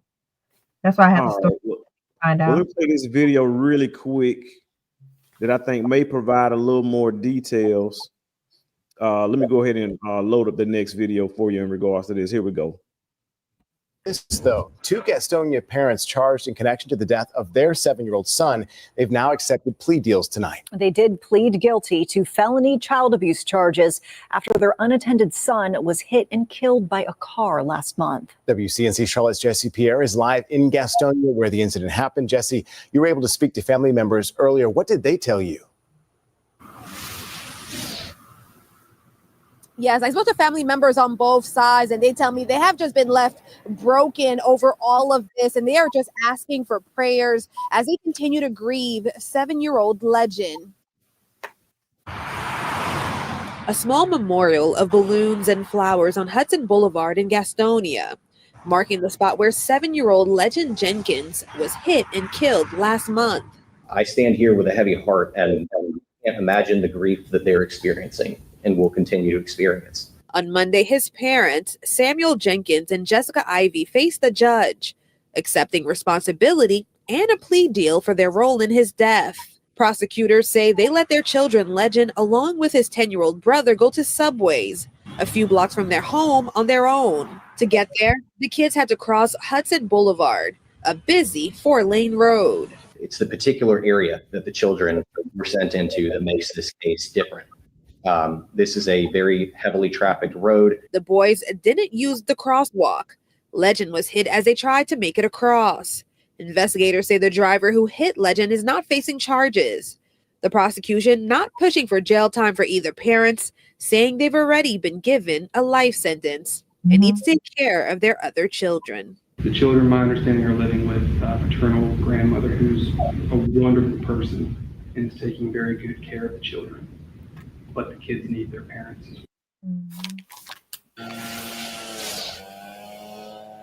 Now, both parents were given probation, will need to take parenting classes, and will also need to cooperate with the Department of Social Services. Live in Gastonia, Jesse Pierre, WCNC Charlotte. Hold on. How old are these kids? 10 years old? 10 and 7. No, let me tell you something. 7-year-old got hit. Let me tell you something. I was walking to school when I was 5 years old. Further than that, my mama walked us to school one time. Let me tell you something. We grew up. We went places. How old were you the first time you went without your parents out? You were older than 10? Without my probably yes. My parents loved me. Are you serious? I was a latchkey kid, so I learned how to do all that. Kindergarten, I'm walking to school about kindergarten. You know, I was a latchkey kid, so I learned that real quick. You know, I'm from the streets. No, knocking up the parent for that. No, that come on. Let me say that. But guess what? When we walked to school on a sidewalk. We had sidewalk. Yeah. Yeah. Crossing guards everywhere. We didn't have sidewalks in my neighborhood. I was a patrol. We walked down Grad. When I was in Atlanta, I went to Kirkwood, 0 sidewalks all the way to school. Yep, that's how it is in the hood. One sidewalk on Rocky Ford, the last stretch going down the hill before you hit Kirkwood. Other than that, it was all street, and we knew how to stay up against the curb. We weren't in no middle of no street. Listen, I went to Kirkwood Elementary. I started first grade. I was 5 years old. School started September. My birthday didn't come to October. We walked to school and from school every day. Me and my sister left out. We left out there. It was dog. Because my mom and daddy had to get out. They had to go to work. Mm-hmm. So my mama took up, listen, she showed her one time how to walk there and how to get there. And well, guess what? Somebody said, I did not grow up poor. I will slap your face. I already know who it was. We didn't live outside. Listen, let me tell you something. Let me tell you the difference is. And they just let us know. Let me tell you what it did. And had that door key and had the tie and string head around your neck. And here we're gonna let you know. Don't look, and you lock that door key. You know what? You're behind getting told. You know, gonna tell you somebody gonna break in my house. You know what I think about now? Let me get this straight here, Grady. Somebody gonna find a key that I lost at school, and they just automatically gonna know to come to our house and break it. That's how he treated it. Every time that man looked like somebody breaking my house. Yes. They don't know it's my key. They don't know that the address not on the key. You never know. It could be somebody that know you and they got the key from you. Never know. I don't know how that key. I got to ride with Henry Great on that one, preach. You never know. Listen, if I lost that house key, ain't no way I come home my house key low. I couldn't do it. Let me tell you something. Let me tell you what I did. I used to climb through the window. My brother when the crack got cut, and that man tell you, don't climb through my window. You know, he tell you somebody see you climb through and breaking my house. When I got shot, I'm sitting here like, I could be in the house. He wants your behind to sit out that door. And boy, I'm like, my mama, please beat Henry Grady him. Because he come home and he find out I lost that key. Now I left before and left the key in the house. And lock that door. You lock that door because first I always make sure though, that door locked. If that door ain't locked, I remember one time, let me tell you what happened. I'm sitting in class, right? I'm sitting the one, you had the one in the classroom. I'm sitting over here on the side by the one on the right. Guess who comes up to the window? Your dad? No, Freddy Cougar. He said, listen, I tried to go in your house, the door was unlocked. He said, I locked it back. Henry Greater killed me and you. Listen, he didn't play. You leave that door unlocked. Listen, can you imagine? Listen, Freddy Krueger scratching on the glass, but you trying to learn. This day you saying, I'm going to learn. He's not to let me know you left the door unlocked, but I locked the back. He said, Henry Greater killed me and you. Pay attention, nigga. I said, oh, Freddy Krueger so much. I know I was so happy. He think, listen, say my leaving that door unlocked. You locked that door. You were done. If you left that key, you locked. Listen, I ain't lose too many keys now because he was taught to be responsible. Yeah, absolutely. I'm gonna tell you, these kids now. This is what bad now. These kids are a whole lot more smarter than we were. They just ain't got a lick of common sense. That street sense, they ain't got it. They ain't got it, man. They told you something you had to catch. Listen, they tell you something. Huh? But you know what? I think it's very true.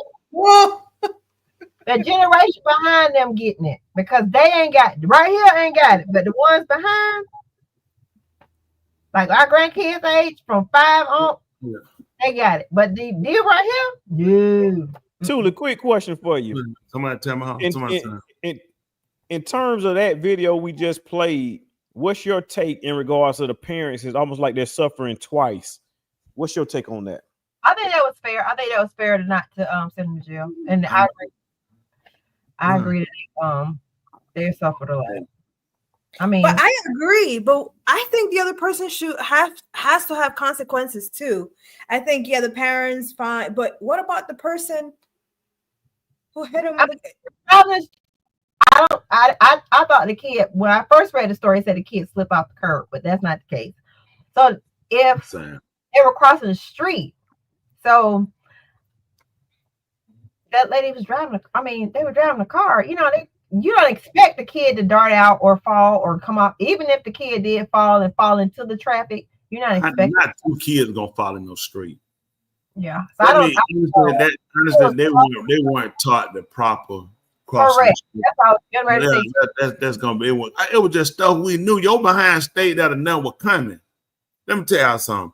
This stuff these folks play. Let me tell you something, man. Man, Henry Gray didn't play. Folks don't know Henry Gray. Man, I remember one time, y'all know Halloween. You remember that movie to come on? What that movie to come on with Michael Myers? I wasn't allowed to watch them kind of movies. Listen, man, we tried to mic that thing. You know that thing didn't come on that night. It didn't come on to the next day. What? We called the people. They told that man. He said Henry Grady was up. He was watching TV with her. It didn't come on. Halloween didn't come on. Michael Myers wasn't stupid. Okay. I see what you was doing. Okay. Listen, man, that thing didn't come on to the next day. Henry Grady was still up watching. That thing didn't come on. Man, Michael Myers like, man, he coming out there. Let them kids get that candy going on. I'm telling you, listen. You had the fear of your parent. Let me tell you something. Henry Grady didn't play. I had to fear that man. That man ain't whoop. If he whooped me over 5 times, a miracle. I know 110. Listen, no. We're not gonna be getting all them beans. No. It's the way he talked to you and the way he hit you. Stuff in your body came loose. It's organs that just started dropping. Yes, because you knew he was gonna hit you. That was my grandfather. Yeah, he you know hit me so one time. He hit me so bad. I said never.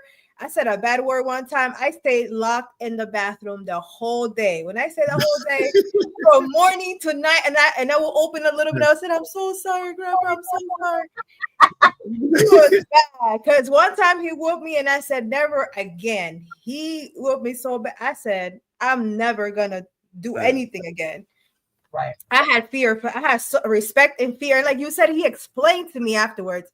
After that whooping, he explained to me. Gave me a hug and gave me a kiss. I said, "Really? I can't even hit you anymore." Let me tell you something. But I knew it hurt. That one Henry Grady. No, that Spanish love right now. My Henry Grady, no El Negro, no El Hugo. I'll bust your snot out of Henry Grady and pray. What? Hug me. My grandpa did. He was. He hugged me. He didn't hug my brother. Apologize for hitting me? No. I had to apologize for. No, he didn't apologize, but he explained to me why he would hit me. My brother didn't get it. My brother would get whooped all the time. He did. He always explained. He was explaining every time he hit me. Nigga, I'll kill you. I said, I understand. I understand. He always explained he might hit me. That is crazy. I dehydrated by the time my dad would go get the belt. I'm gonna dehydrate. Unless the driver was speeding, ran a red light or stop sign, there's no lawful way to be. Right. Yeah, that's true. Yeah, that's true. Mm-hmm. I thought I was bleeding one time, no blood, but I kept asking my bleeding. I know that right. I know that right, bitch. I'm trying to tell him, man. Apparently, listen, man, he locked them eyes on you. I'm dying. I'm trying to tell you, man. Henry Gray, look at you. He had to say nothing. He just look. You knew. I told you about that time. My sister. I would listen to him. To this day, I would have never disobeyed my dad. Man, that man said going to house locked up. That's what I did. Listen. Man, I had serial killer everybody. Wayne Williams. They listen when they were kidding. Like Wayne Williams, you to come on and let me know. Listen, I'm gonna be kidnapping kids in Atlanta. You go in the house. Listen, he want to get caught. Lock the door and lock my door and keep me in the house. Listen, bolted stuff out of one, all that. While everyone, I had to unbolt stuff out of one. Wayne Williams put all that up. All the killer, all the serial killer. He did that stuff.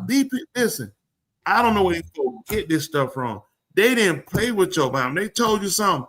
That's what he meant. He told her stay in the house. He went to a funeral. He left my uncle, picked him up. My son, I said, I'm telling her, come on back in the house. That little hard head helper, I said, come on back in the house. I got my little bike out there.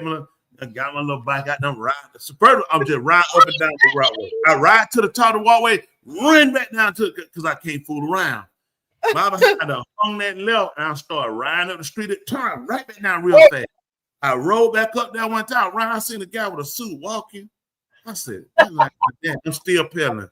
I said, that ain't my dad. My dad.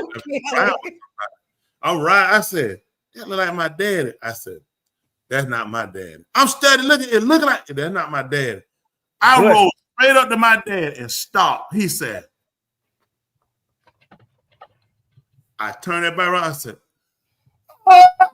listen, I was pedaling so fast, man. My knees were on fire. Listen, we had to put tires. This is a tire, so it needed new tires. I didn't even go that far. That thing smoked. Wow. Listen, I told my son, he got us. I crawled under the bed, right? Laid on the bed. We had hardwood floor. I heard that door unlock. I heard him just walk. Heard them shoes coming. I said to myself, please be one to kill us for him. This the one time, like, somebody has to kill me to save my life. If this the time when somebody breaking out right now. Wow. So I'm under bed, quiet, hear somebody walking. Listen, I came on that bed and I slid from under the bed. Listen, you don't play with them people, man. I'm like, the man is crazy like the Terminator. You can't stop him. You can't be destroyed. Yeah, it's like, man, it's crazy. You know what? When you told that story, you know who I saw on that bike? With AJ. I just saw AJ face on that bike. I just imagine. He's a rock that bishop. I'm trying to tell you, did I mess up and do some stuff? It was certain stuff I knew not to do. Right. First I knew it can't get that to here. Great. Listen, I count that school cut up. We never cut up to where they say, call it dad. They called my daddy one time. One time they called my daddy. My mama ought to be shaming herself. That is the one time. That's the worst mama on the planet. I done got that school. They done went too far. Already you ain't got to call mom. They'll call mom. You know, you kind of work this out. She had that now. Then when she get you, when she want him to get you, so I'm at you try to come on that rub or whatever you need done. Mom try to get it. She right here. He coming. We're like, listen. I'm trying to tell her we got to get this story together. You gotta be acting. And she sit there. She'll sit there. She'll look crazy, walk in the door, speech, and he'll say, what's wrong with you? He said, I'm sitting wrong. I'm in the bedroom saying, what is wrong with you? The man is a killer. Why did he do my name? That when she done throwed it in, like, why? I mean, we don't win on it. There's no reason to talk to him about nothing. Don't do nothing. Listen. I'm better. I'm gonna be a better person. You a better person. We both. I'm telling her we both have growth. We don't went over this story. We come home, and then she pulled this stuff. He walking that door. He walking that left. He said, "What's wrong with you?" Why is she breathing? She know we gonna pick up. Breathing. She's like, that nigga. Oh my goodness. I said, what happened? Well, I'm trying to go ahead and look at that. What's wrong with you? You can't follow a simple plan. One time, man, in high school, I did something. Them folks they call my mama. She done pulled the okie doke. Call his daddy. First of all, every year you get a paper. That's right. What's your dad and mama name? Right. What's the person contact name? First of all, my daddy dead. Okay, my daddy dead. So let's get that out your mind. Okay, emergency contact Beulah Smith. Hit the phone number. I'm sitting up here. Who done popped through the door with a lunch bucket? Henry Grady. I look at the school like, y'all call yourself an education plan? You don't even know who to call an emergency? Y'all need to be shut down. What was your emergency? Why they call it? What was it, an emergency or was you in trouble? I'm in trouble. All at the same number. But it was an emergency trouble. Call Henry. Listen, we had strict rules. You don't call Henry. Listen, if you get killed, don't call that man job. That man working. Right. I'm trying to get people like, is something wrong with you? Your degree don't mean nothing. Henry Grady got a job. He don't have time on no phone talking about no kid cutting out. What is wrong with y'all? That man, listen, that man, we had to walk home. He didn't even want to ride the bus. And I had to walk in front of him. That's like a mile and some change. It's like we stepped out that school, and when we put our foot down, we was on my front porch. I was in front of Henry Grady. Listen, I'm walking the whole time. I'm like that looking. He got the lamp, but I'm like, I know him. He'll swing and he'll knock me out. Listen, I'm making sure I'm standing in front of him just enough when I'm walking. I'm like this looking. I know he got that lamp bucket. He done came from work. He got that one sandwich in that block box, and he done caught the bus. Listen, he don't even want to ride the bus home. We walking. He has nothing to say. All I'm thinking, I'm waiting. That lamp box gonna say, whoa, I'm gonna go out in front of the bus. Then he gonna make me get up and dare me to die. He gonna dare me. He gonna kill me right there if I die. I said, "Oh my goodness."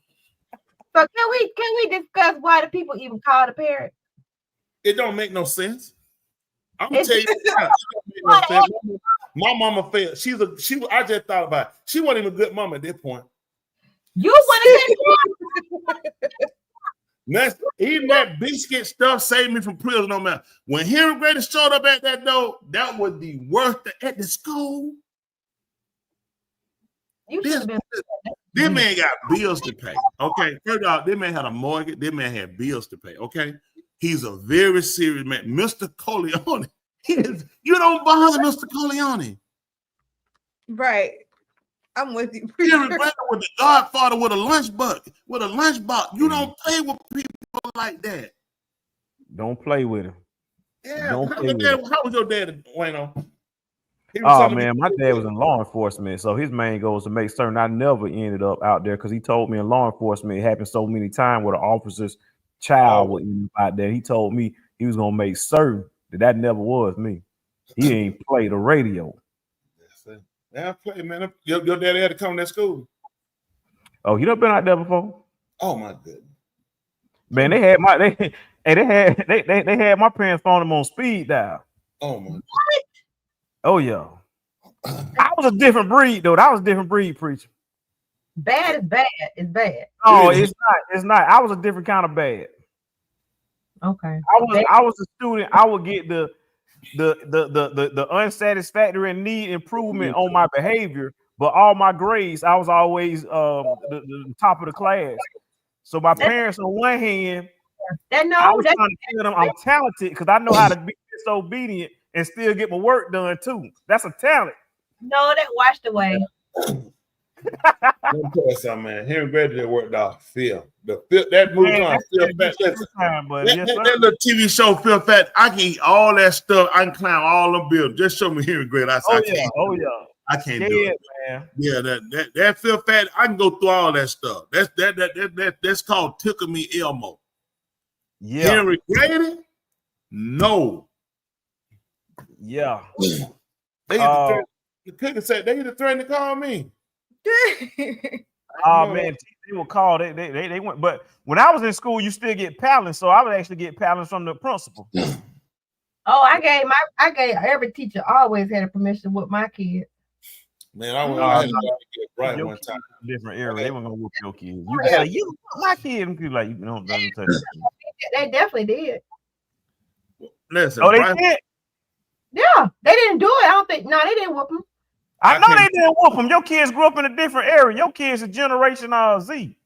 They had the permission. The teachers had the permission. Yeah, that don't mean that just talk. I mean, permission versus actually, like when I grew up, they actually whooped kids. They didn't have to. But by the time They 2000, in high school they did. the Y2K bug done bit, when nobody getting touched. You could tell, whoop my kid. They were like, okay, they be like, you better not touch them kids. You had lunch to whoop you, Austin. I can't yeah, remember. I didn't know that. Well, she did it. They were better her whooping than me. You had a lunch lady whoop him? A lunch lady? You might have been abused. You know what? Where was you when this lunch lady whipping you? Like, what was going on with this? This is inappropriate. This is trauma. No, just to say he used that. So let me. Jay, you saying you tell student that now and they tighten up? I remember getting a whopping. Whooping. No, he didn't. He's in the back of the kitchen one time. In the back of the kitchen at school. What in the world? Oh, right. Julie, you gave permission for this? Yeah, that's kind of what's that? Yeah, he'd have an eating problem. A kid's a kid. Remember one time I had to go to that school. Was it the Drake school? Yeah, that's school. No. There was another Lithonia. No, not the Drake. It was another one. That was right there off of Lithonia Industrial Count. That remember that light coat? That light cut? No, that wasn't Drake. I mean, they did go to the Drake school too. Not that. That wasn't kids or kids. Think about it. It was after that industrial part. Kingdom. Something. Yeah, some Kingdom Come kid. And that lady called me. I came up there. That lady said, "Mr. Smith," I had to go there when she said, we had lost Anthony. And I was like, "What?" She said it. I was talking to her. She said, "Yeah." She said, she said I had told him something he did was not nice, and you're not supposed to do that to an adult. She said he spit in her face. I said, I'm sitting here looking. I said, "What?" He said, "When I told him he wasn't supposed to do it, he did it again." So then he escaped from the class. We said we were gonna call. We couldn't find him. He went and said he went on another teacher class and went in there and sat down. And the teacher thought he was one of her students. We couldn't find him. Man, I'm tell you something. I got that joker. I picked that joke up. I said, "Son, you're gonna die." She said, "Mr. Smith, you can't say that right here." I said, Don't talk to me." I said, I was so pissed to the third power. I assure you, we never had that problem about him again. I told him, I got that joke. Listen, listen, I got through that joke. Let me tell you something. I came back to that school. That lady told me what he couldn't do. She said, listen, she said, "Mr. Smith, can I talk to you for a minute?" Listen, when he came in that day, listen, that's the truth. He stood up that whole day. She said, "I didn't even want to know." He stood up the whole day. You hear me? I like, you spit on a grown person's face? I said, "Ma'am, you should have caught it and you should have slapped it right back in his mouth." She said, "Oh, Miss Smith, we can't do that. We can't do it." Listen, when I got through that, they told me, she said, "Let me tell you something. Mrs. Smith," she coming off. She said, "A kid was cutting up in the classroom." She said, "I went in there and I got in that kid's face and I did like y'all told him, and that kid straightened up." She said, "I appreciate you, Mr. Smith." I said, "Hey, that's all I'm doing." So happy. Your stuff ain't working. I tried to, it ain't working. How husband was good. He did right, like Jane Evans. That's what I'm looking at. James Evans and Henry Grady Smith. Listen, Jane Evans was probably like 25% of Henry Grady Smith. Oh, you know what? Tuli, I want to let you know I hadn't forgot about you. I know you had one more video in the queue. I didn't know if you want me to load it or introduce it or what. So I wanted to ask you. And then we go to Joanna. Me? Then you had the what if? Did we do that? Yeah. You're right. You're right, Bishop. I tell you, ooh, boy.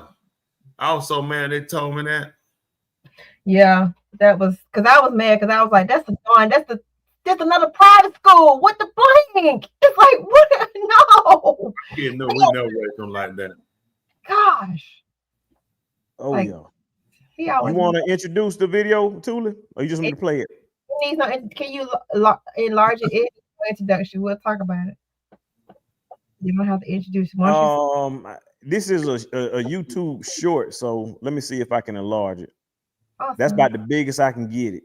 That's great. All right. This shit crazy. Manager over here sleep standing up and shit. Yeah, McDonald's on Lindell, man. Check in. Look at my boy on the fries, cuz.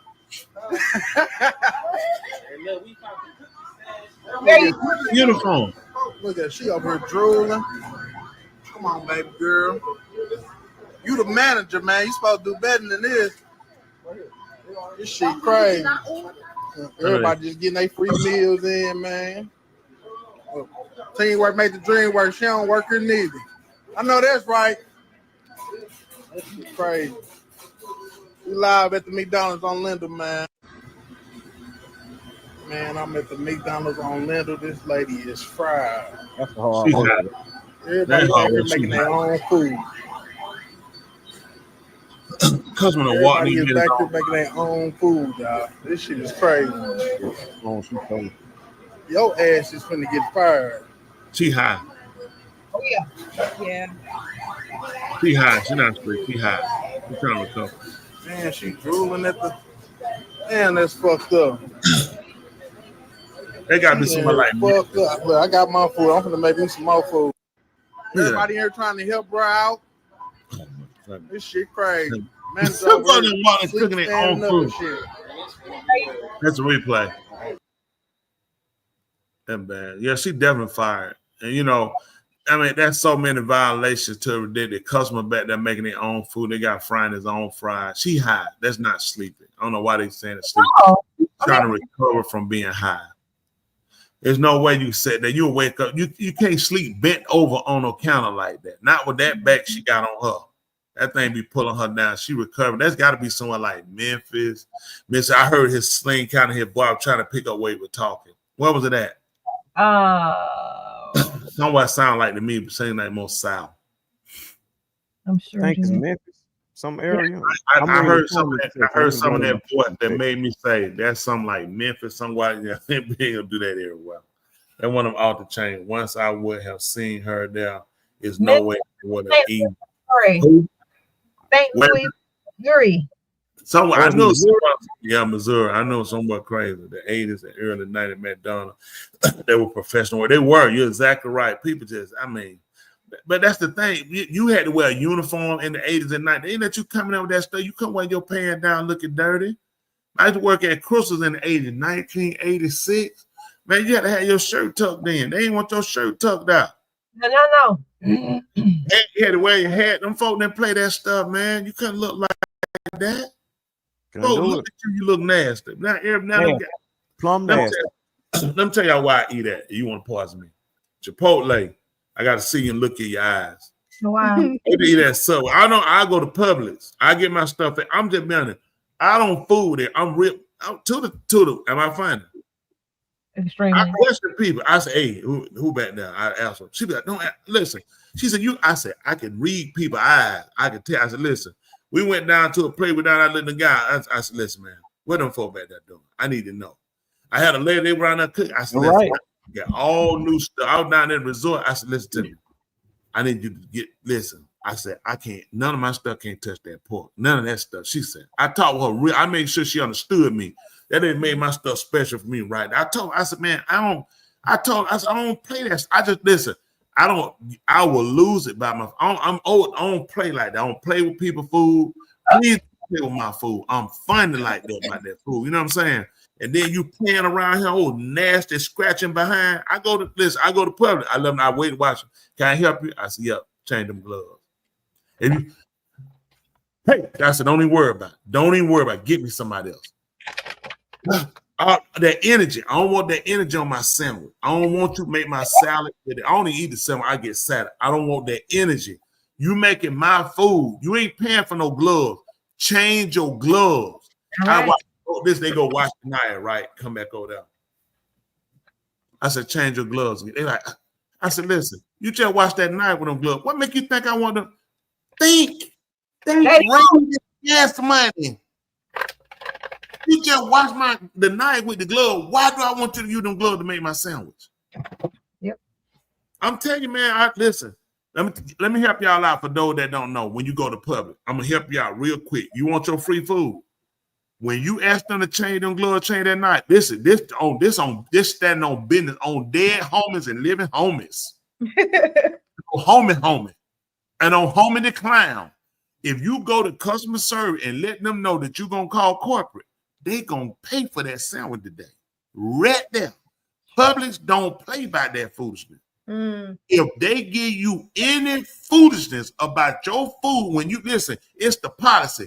If the customer said change the glove, change the glove. So if you too stupid to do what the policy say, I'm going right to customer service and they finna pay for my food today.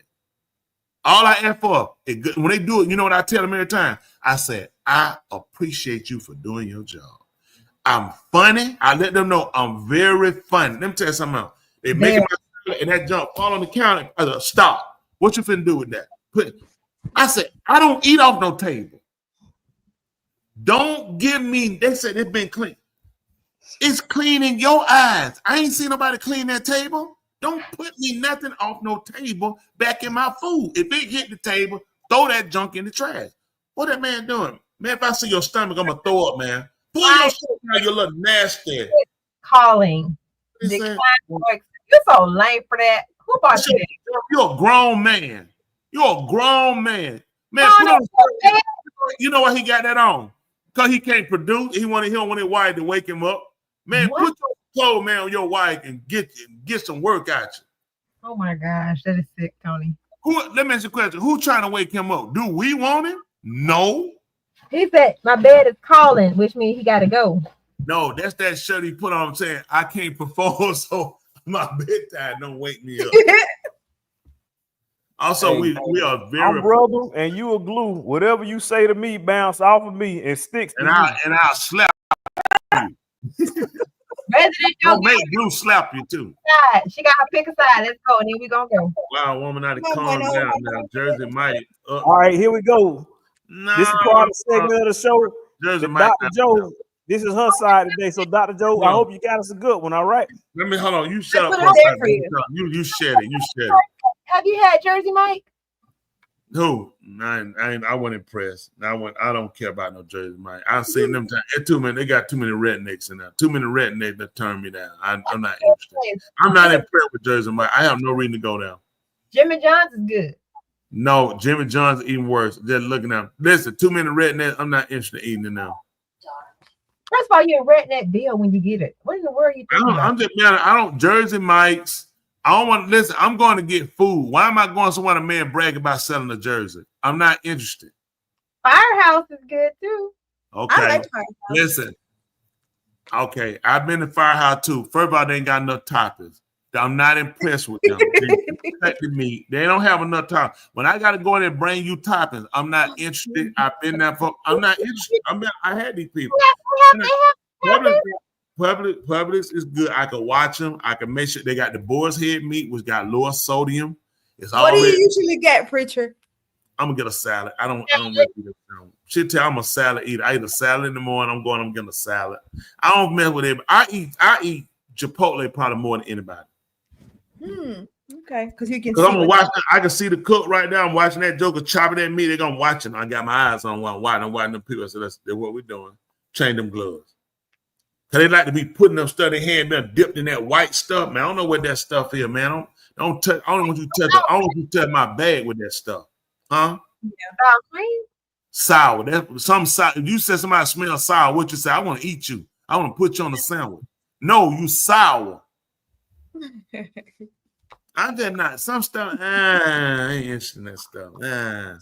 Some stuff that they I don't find it like that. But anyway, look at the man's shirt putting up. Man, getting worse and worse how he look. Anyway, let me say that.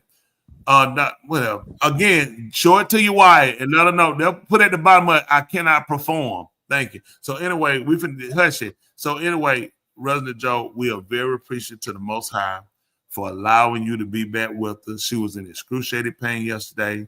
And I'm so happy she's doing better. She pressed her way for the show tonight to do this.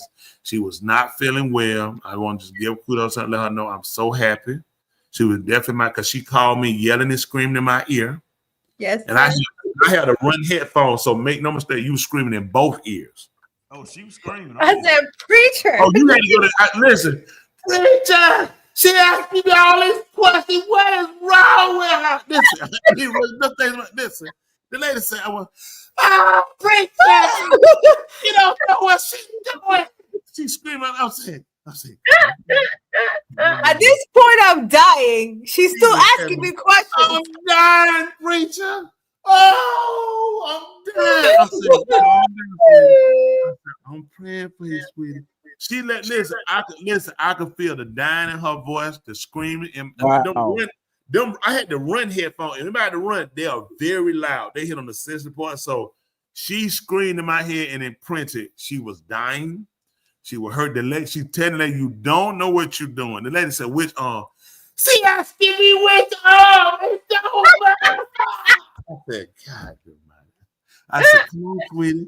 I said, we got to work with them, sweetie. Wow. Listen, she was losing it. She was losing it. And the lady was trying to tell her to calm down, and that made it worse. I said, oh, my God. She said, I'm going to take care of you when you calm down. I said, oh, no. I can't do it. You see, I said, lady, you see me dying. How am I going to calm down? Like, wow. Like, once you die, she's going to say, now I can work on you. You quiet. Yes. That's exactly what I felt. See, Annie saying she's a nurse. She know how it is. She said, I understand. I told some people don't have no bedside manner, saying they're just terrible.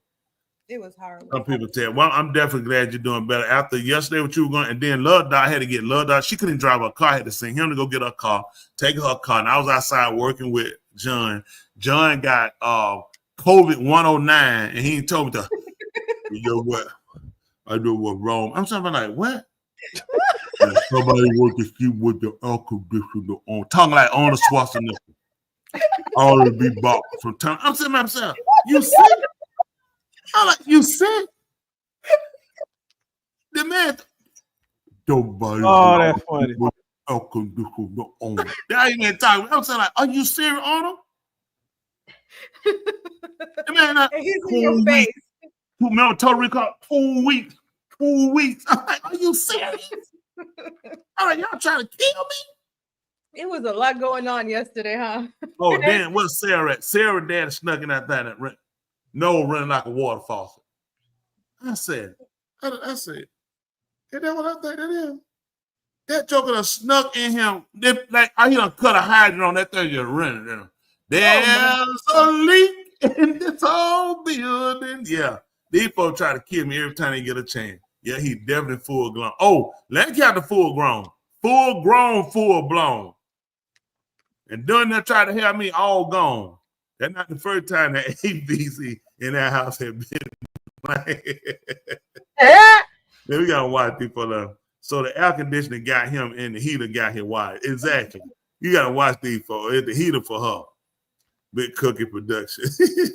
Listen, we got a lot of stuff. What you said, I've been crying out against John.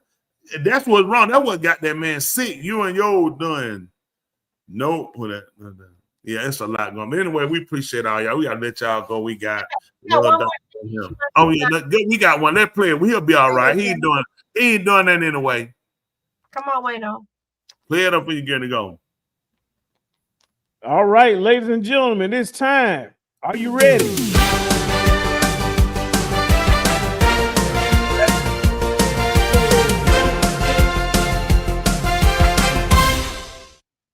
Yeah.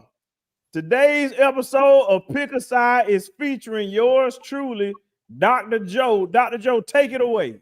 Hey, boom. Okay. I just said read it one.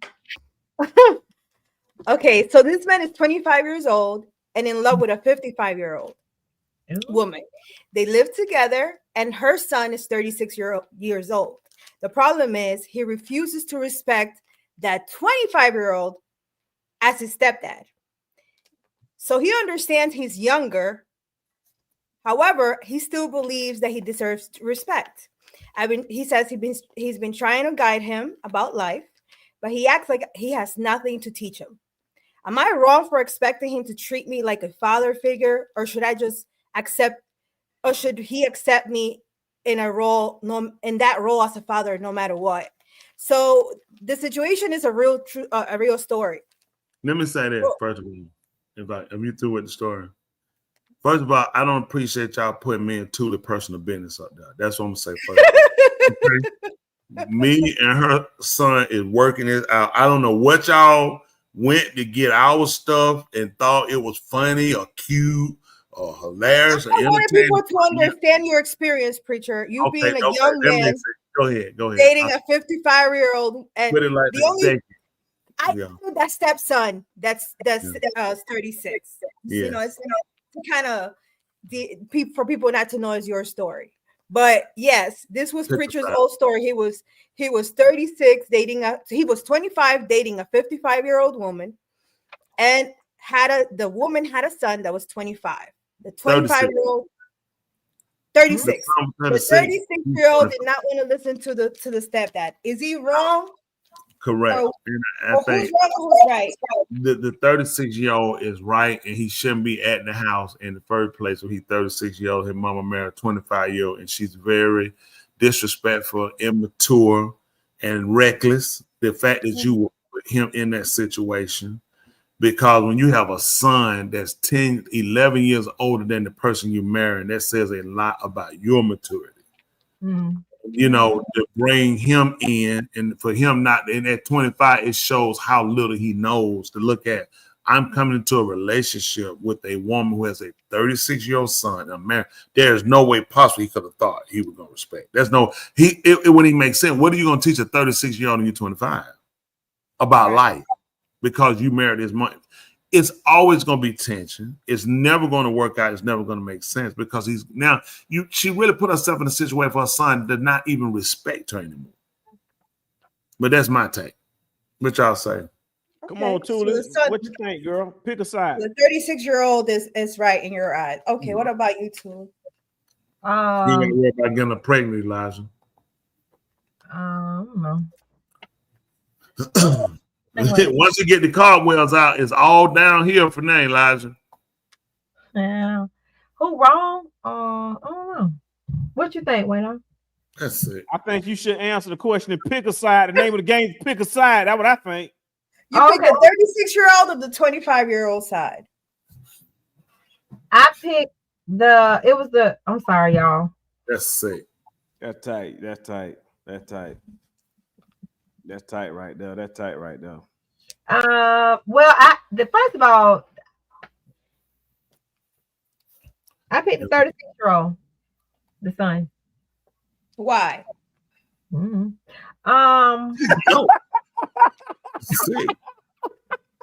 Peer pressure. That's why. I believe if her son, if he's 36 and his mom want him to stay with him, I don't see nothing wrong with that. That's fine. It don't say you stay with her. It don't say. I was just saying if you stay, it would be a problem. And then she never said that. Someone did say, what is that 36-year-old doing living with his mama? Well, let me say this. I said that. I don't know if he was. But No. respect. Hold on. The story did say we're staying with.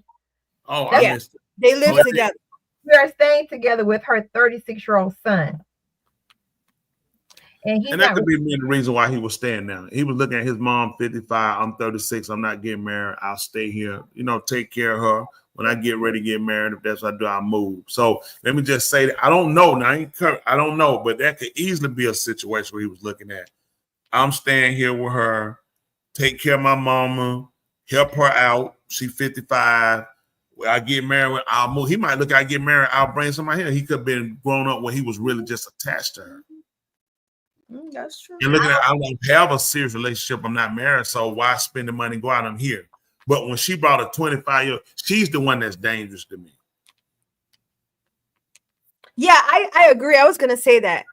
She seems to me, you raised this child that's still living with you at 36, and now you're dating a man that's 25. You have a chaos going on in the house, and the 36-year-old doesn't even respect you probably, and you expect him to respect the 25-year-old. He won't respect her then. I don't know if he doesn't. He won't after that. Because you have to look at your parent as you have to look at her and wonder, is she in the kids? You get somebody 25, you're 55. You're 30 years older than this young man. That's I mean, all this man got is a dead wound. He's 25. That's Yeah. why I be stroking. You know, apparently it's not dead. that's what you saying. He only thing he could be over that fucking. He ain't worried about no kids coming out. He may not be with her for that. It could be security. No, he done got with her because she done throwed it on him. At 55, hello. But I mean, that means he ain't had no experience. He done went and jumped to 55. He done his own parent, his mama not living because his mama would have told him, "I'm gonna go for it. If you do it, I'm leaving." Somebody said, "What if she was a virgin?" Yeah, you're right. Yeah, the 36-year-old kid was a miracle. Was a miracle, bro. She could be as a virgin truth. And please sign off right now and get you a Love Doctor shirt, not to wake you up.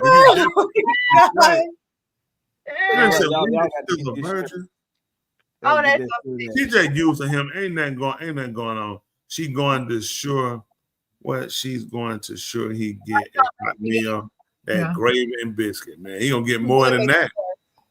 Man gonna be in the bed with all that liniment, man. Please, you don't want to be man. All that Ben Gay. You think she was homosexual?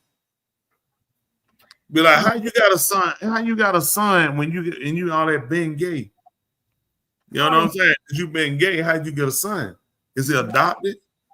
No. He said just for women, gray her hair dye. Ain't no place you got to dye up top either. To my born again.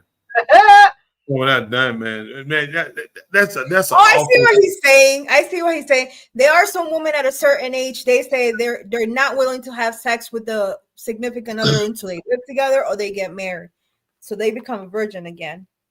You can't virgin. A 36-year-old can't never be virgin again. Must love that sheetrock. He got to, man.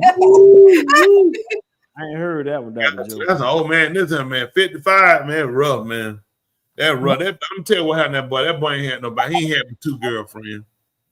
Yeah, he needed a mom. His cousin and his man, and then It's like somebody thought I'm not 50. Women. There's no way in the world you can explain a 25. I can see a 55-year-old man marrying a 25-year-old woman. He ain't doing nothing, but I can see that.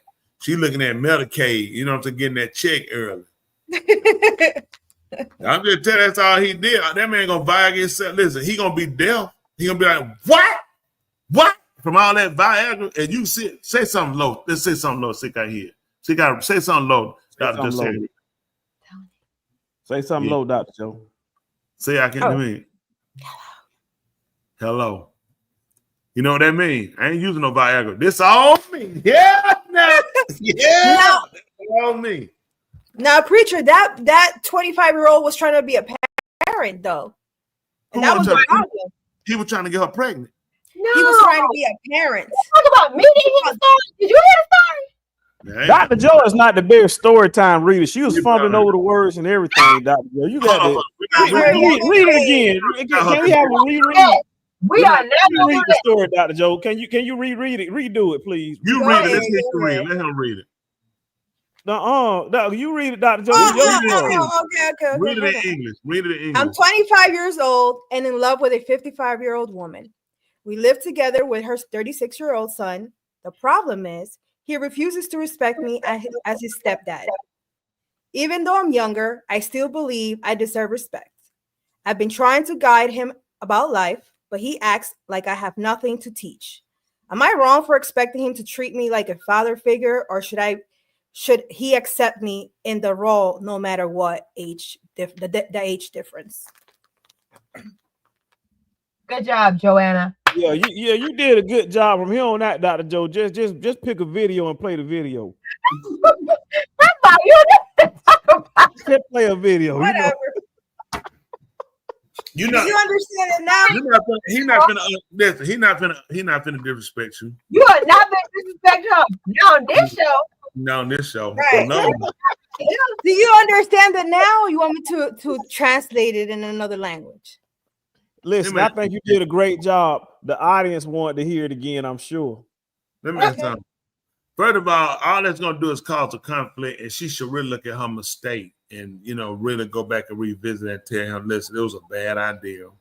that's in this relationship sexually in any type of form and fashion, it's not a good idea. Because the thing becomes, you always need to have something somewhat in common. A lot of times, and there's always that difference where age is not a factor because they really connect and have a bond. It's hard to sell me on a 55-year-old woman with a 25-year-old man. You have a man who's missed something with his mother, and he picked up a set. She's old enough to be his mother, 30 years. Yeah. This is not a relationship. You're only dating what you miss with your mother. He feels like having her is maturing him. Somebody's told him, you're a young boy, you're still young. So marrying her makes him feel old. And what it does, it's going to break him down. When you marry a person with too much age gap, they'll pull you. Okay, she gets sleepy at 4:30. 25, you getting crunk at 4:30. You get off at 6, you ready to go straight to the club. Grandma is all this, she drooling. 3:45. You know what I'm saying? That could be her mama. Listen, she go out there and she wake the rooster up. Okay, wait. That's not fair because look at Wayno. I'm just saying. Wait. You're right. I'm laughing, but you're right. He's not 55. But look hold on for a minute. But look at it though. Look how he look right now. You got to get it when you can. No, I'm just saying that people go. That's just your habit. That just because she's 50 something don't mean she go to bed. I don't go to bed early. Let me say something about that. That's the reason why you don't go to bed early. Cause come on, funky town party. I'm a young man. You're 25, preacher. That's what I'm saying. She got to stay up. She gonna hang in here. Okay. I tell you, I ain't messing around. I'm getting down around here. I don't what I'm for. I ain't got nothing to be looking. Isn't that right? I'm coming over there. I'm tiptoe through the bushes. What? We were talking about Wayno, but I mean him. We know he. Yeah, there you go. But how much age difference between you and your wife, Wayno? It's not that bad. I don't think so. I know how bad. How many years are you older than her? Can't hear you. Man, come on, man. How many years different, man? He's acting like there's no value. Can I comment on the story? I'm waiting for my time. You answer what we said. Answer what we said. Dr. Joe gave Tula a chance. Y'all ain't give me a chance. Can I comment on the story first? Will you answer what I just said? What's the age difference between you and your wife? You ask me this all the time. Okay. Baby, what's the age difference between us, baby? You know what it is. Oh, sorry, Joker. Listen. Has she seen them ugly toes? Listen, I think probably like 6 years. 6 years. Now, shit ain't bad right now. Wait, hold on. Yeah. I think it's 6 years. Light years. What? Yeah, 6 light years. Yeah, hold on. 6 years. Hold on. Excuse me, y'all. Look at he already. I'm so late for that. Go put the show now. You know what? It's one that she didn't get on finger for. Man, you eat like an animal. Look how you chew like an animal. Oh my goodness. That's why you can't do nothing with it. He gonna do is spit it out. Look at that. Man, chew like a goat. Hold on, please. I can't hear you this moment. Hold on, please. That's it. Yeah, please don't do the acting right now. Hold on, preacher. I can't hear you. Hold on, my wife taking care of me. Hold on. Go that way. Listen, that's how she get that Social Security. Right, I thought it was an Olipop first. I thought it was a lollipop. I used to have a go. Anytime, baby. Anytime. I'm sorry, preacher. I was distracted, preacher. I'm so sorry. What was you saying, that preacher? We're not worried about you. You know what? Your shirt done said enough. That's the most action she gonna get out of it. Only thing working is up top. Oh gosh, don't push it. Don't prove nothing else, okay? No, that's it. Yeah, you're done enough tonight. But those are the age. You know what I'm saying? I would suggest to people, you really don't want to get more than 10. There's always an exception. 12 is an exception. Let me tell you what happened. This is truthful. A lot of times with older men and older women, they tend to manipulate. When you have an age gap that's too long, he don't even realize he's been manipulated. This woman is going to be very possessive. I dated older women in 20s, 40, 35, 38. They're very possessive. They can be dangerous, and they're fearful because you're still young. He's 25. You said they're filthy, preacher? No, fearful. Come on back to English. El Inglios. Oh, I think you said filthy. I say, wow, that's so They're right. fearful. No, I'm saying they're fearful because they got to look at it. You're going to see somebody 22, 23, 28, 30, and you're going to be looking at, they don't care what she do. You can't match that bill and that youth. That's true. And they're going to have more in common. 55, what she got in common with these people? That's 30-year gauge difference. Everything you got with him is in the bed. Taking him somewhere you done been with, 75 other men. He's 25. That time he met her, he a rookie. He don't know what he's doing. Not at all. And he falling in love with the fact that he feels she makes him more distinguished. It looks more mature. But she's also aging him. Because now when he tries to act his age, she's gonna tell him, listen, you can't be like no young boy, because she needs to make him mature up to her level, and she's going to break him down. He's going to start looking older. He got a white. He can't come with no J's on, with no jean, with no butt hanging. He's got to look more mature. But his age and his group is calling for that look. So she's really a detriment to him, not a help. I agree. How many of these books I ain't read already? I read the book. I own her book. You know where I go straight to, and I own her book. The End. When he get out of that relationship, he's gonna be wrecked. By the time he got in that relationship, his second wife he'll get with, he'll be better, but the damage will still be there. Yeah, I don't. She burned him out. He ain't gonna be able to recoup that. Yeah, That's why when you date, you gotta date people around, similar proximity. Yeah, I agree. That distance is too far. Yeah. Yeah. So that's it's definitely a good story. Love Dr. Mike had pimp bone in his past life. No, he didn't. He had a pimp. This is acting. Put the Paul behind it, Bishop. Paul. Hey, real recognize real. That's all I'm gonna say. Real recognize real. If he did, he would have said you might have had one. He'd have said you had it. Boom. Or you could You know what? You know what? Let me on that note, let me leave you with my quote for tonight. This right here goes to Rob. You never said your opinion about this story. You said you probably recognize, and you definitely ain't rocking her world. Let's see, you're the 25-year-old. Listen, a lot of people, I want to know, why I'm over here eating cherries and he's sitting over there lonely. I'm gonna tell you this. Rob, answer that question is my quote for tonight. The answer is who said you lonely? Oh, you start. You said you didn't get a chance. You gonna give us your opinion. Thank you. Thank you. What? I agree with Ra. Okay. And I also agree, the real culprit in this particular incident is the oldest lady who old out of all of them. She's really, impact the decision that she makes. You know what I mean? So that's my take on it. I think all y'all did have some valid decision impacting the decisions that she made. Please take that shirt and wrap it around your throat. How is she impacting the decision? Her decision is impacting their situation. We said the same thing, preacher. Yeah.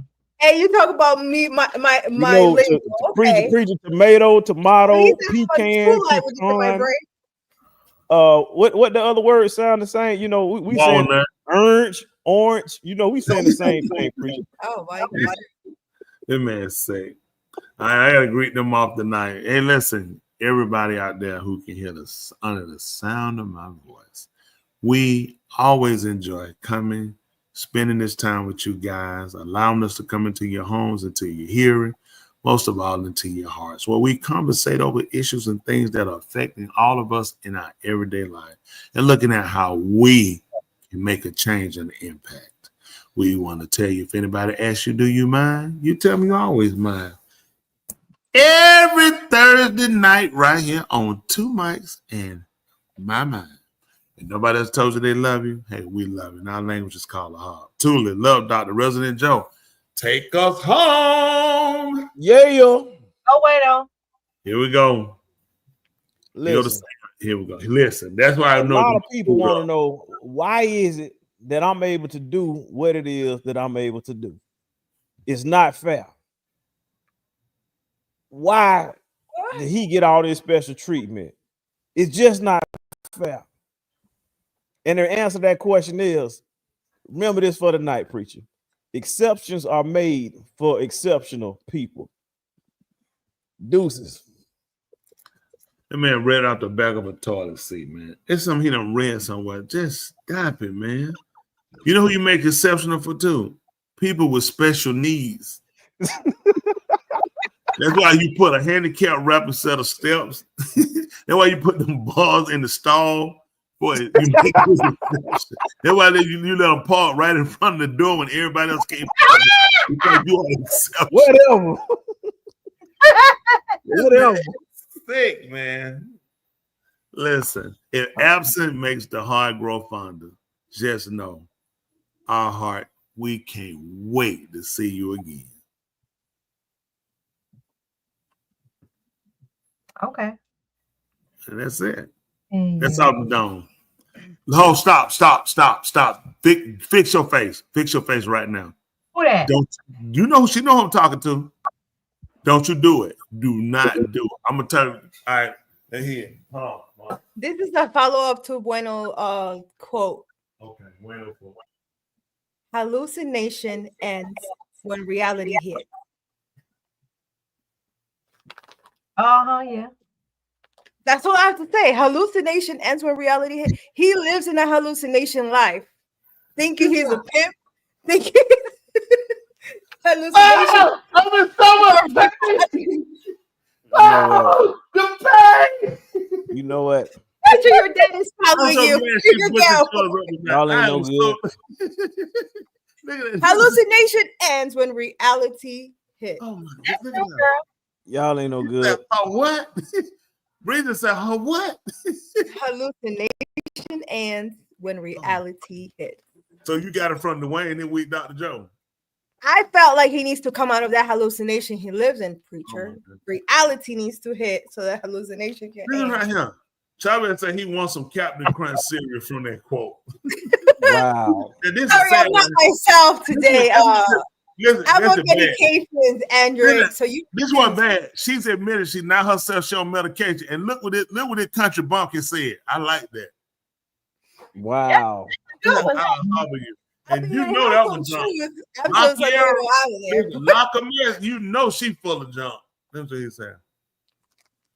Exactly. He thinks hallucination.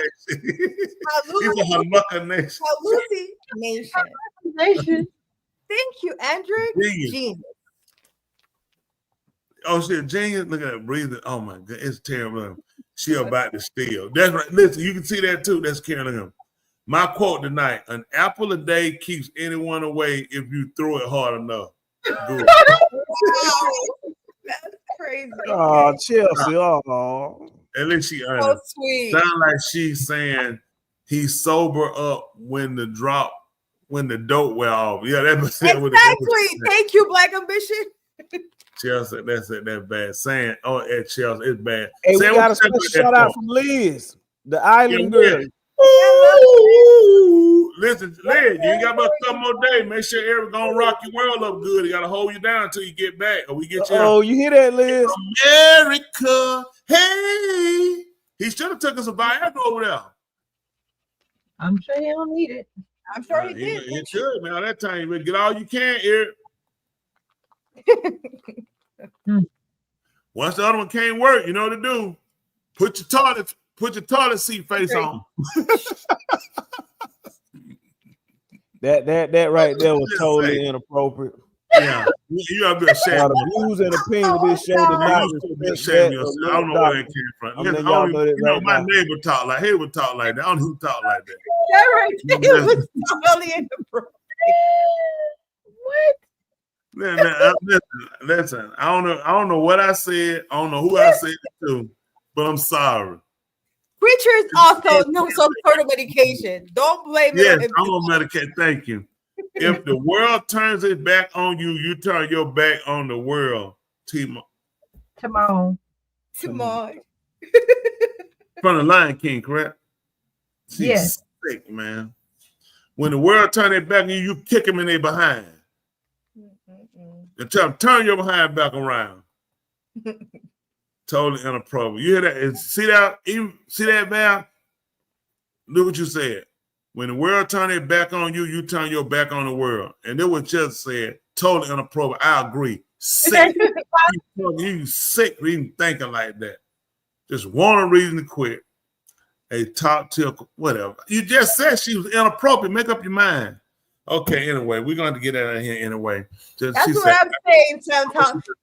My stomach is hurting me right now. I need to get off.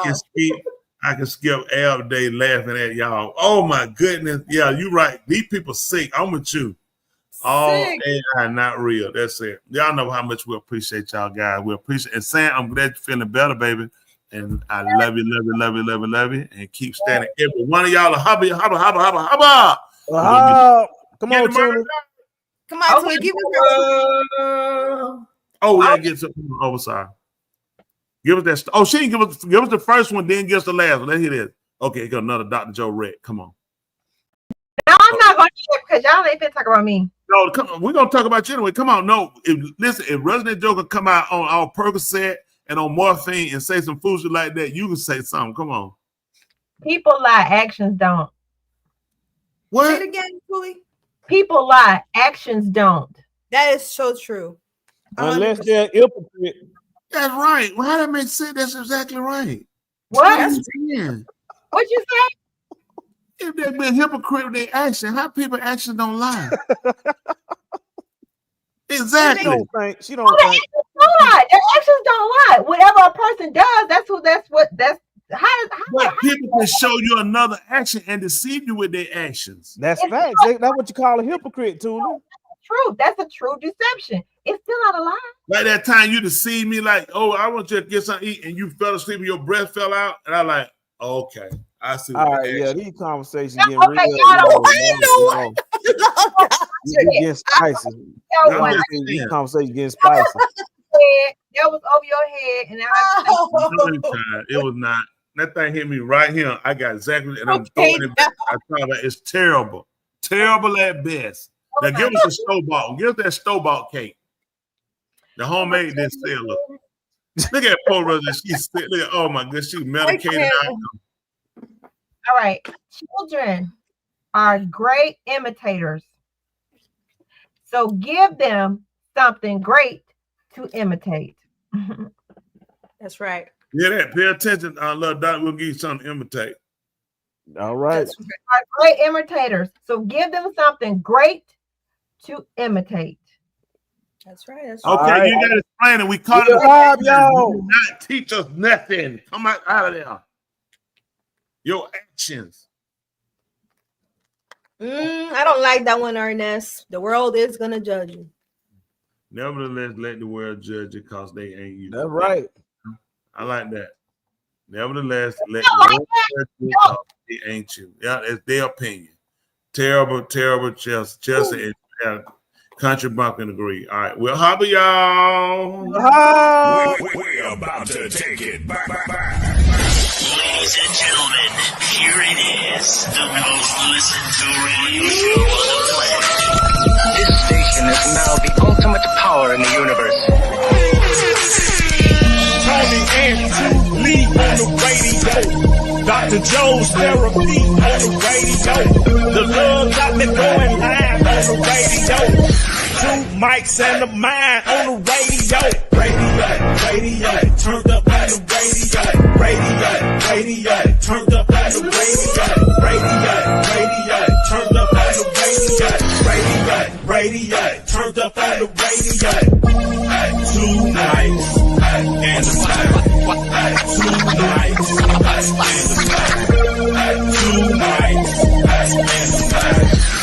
Two nights and a mind.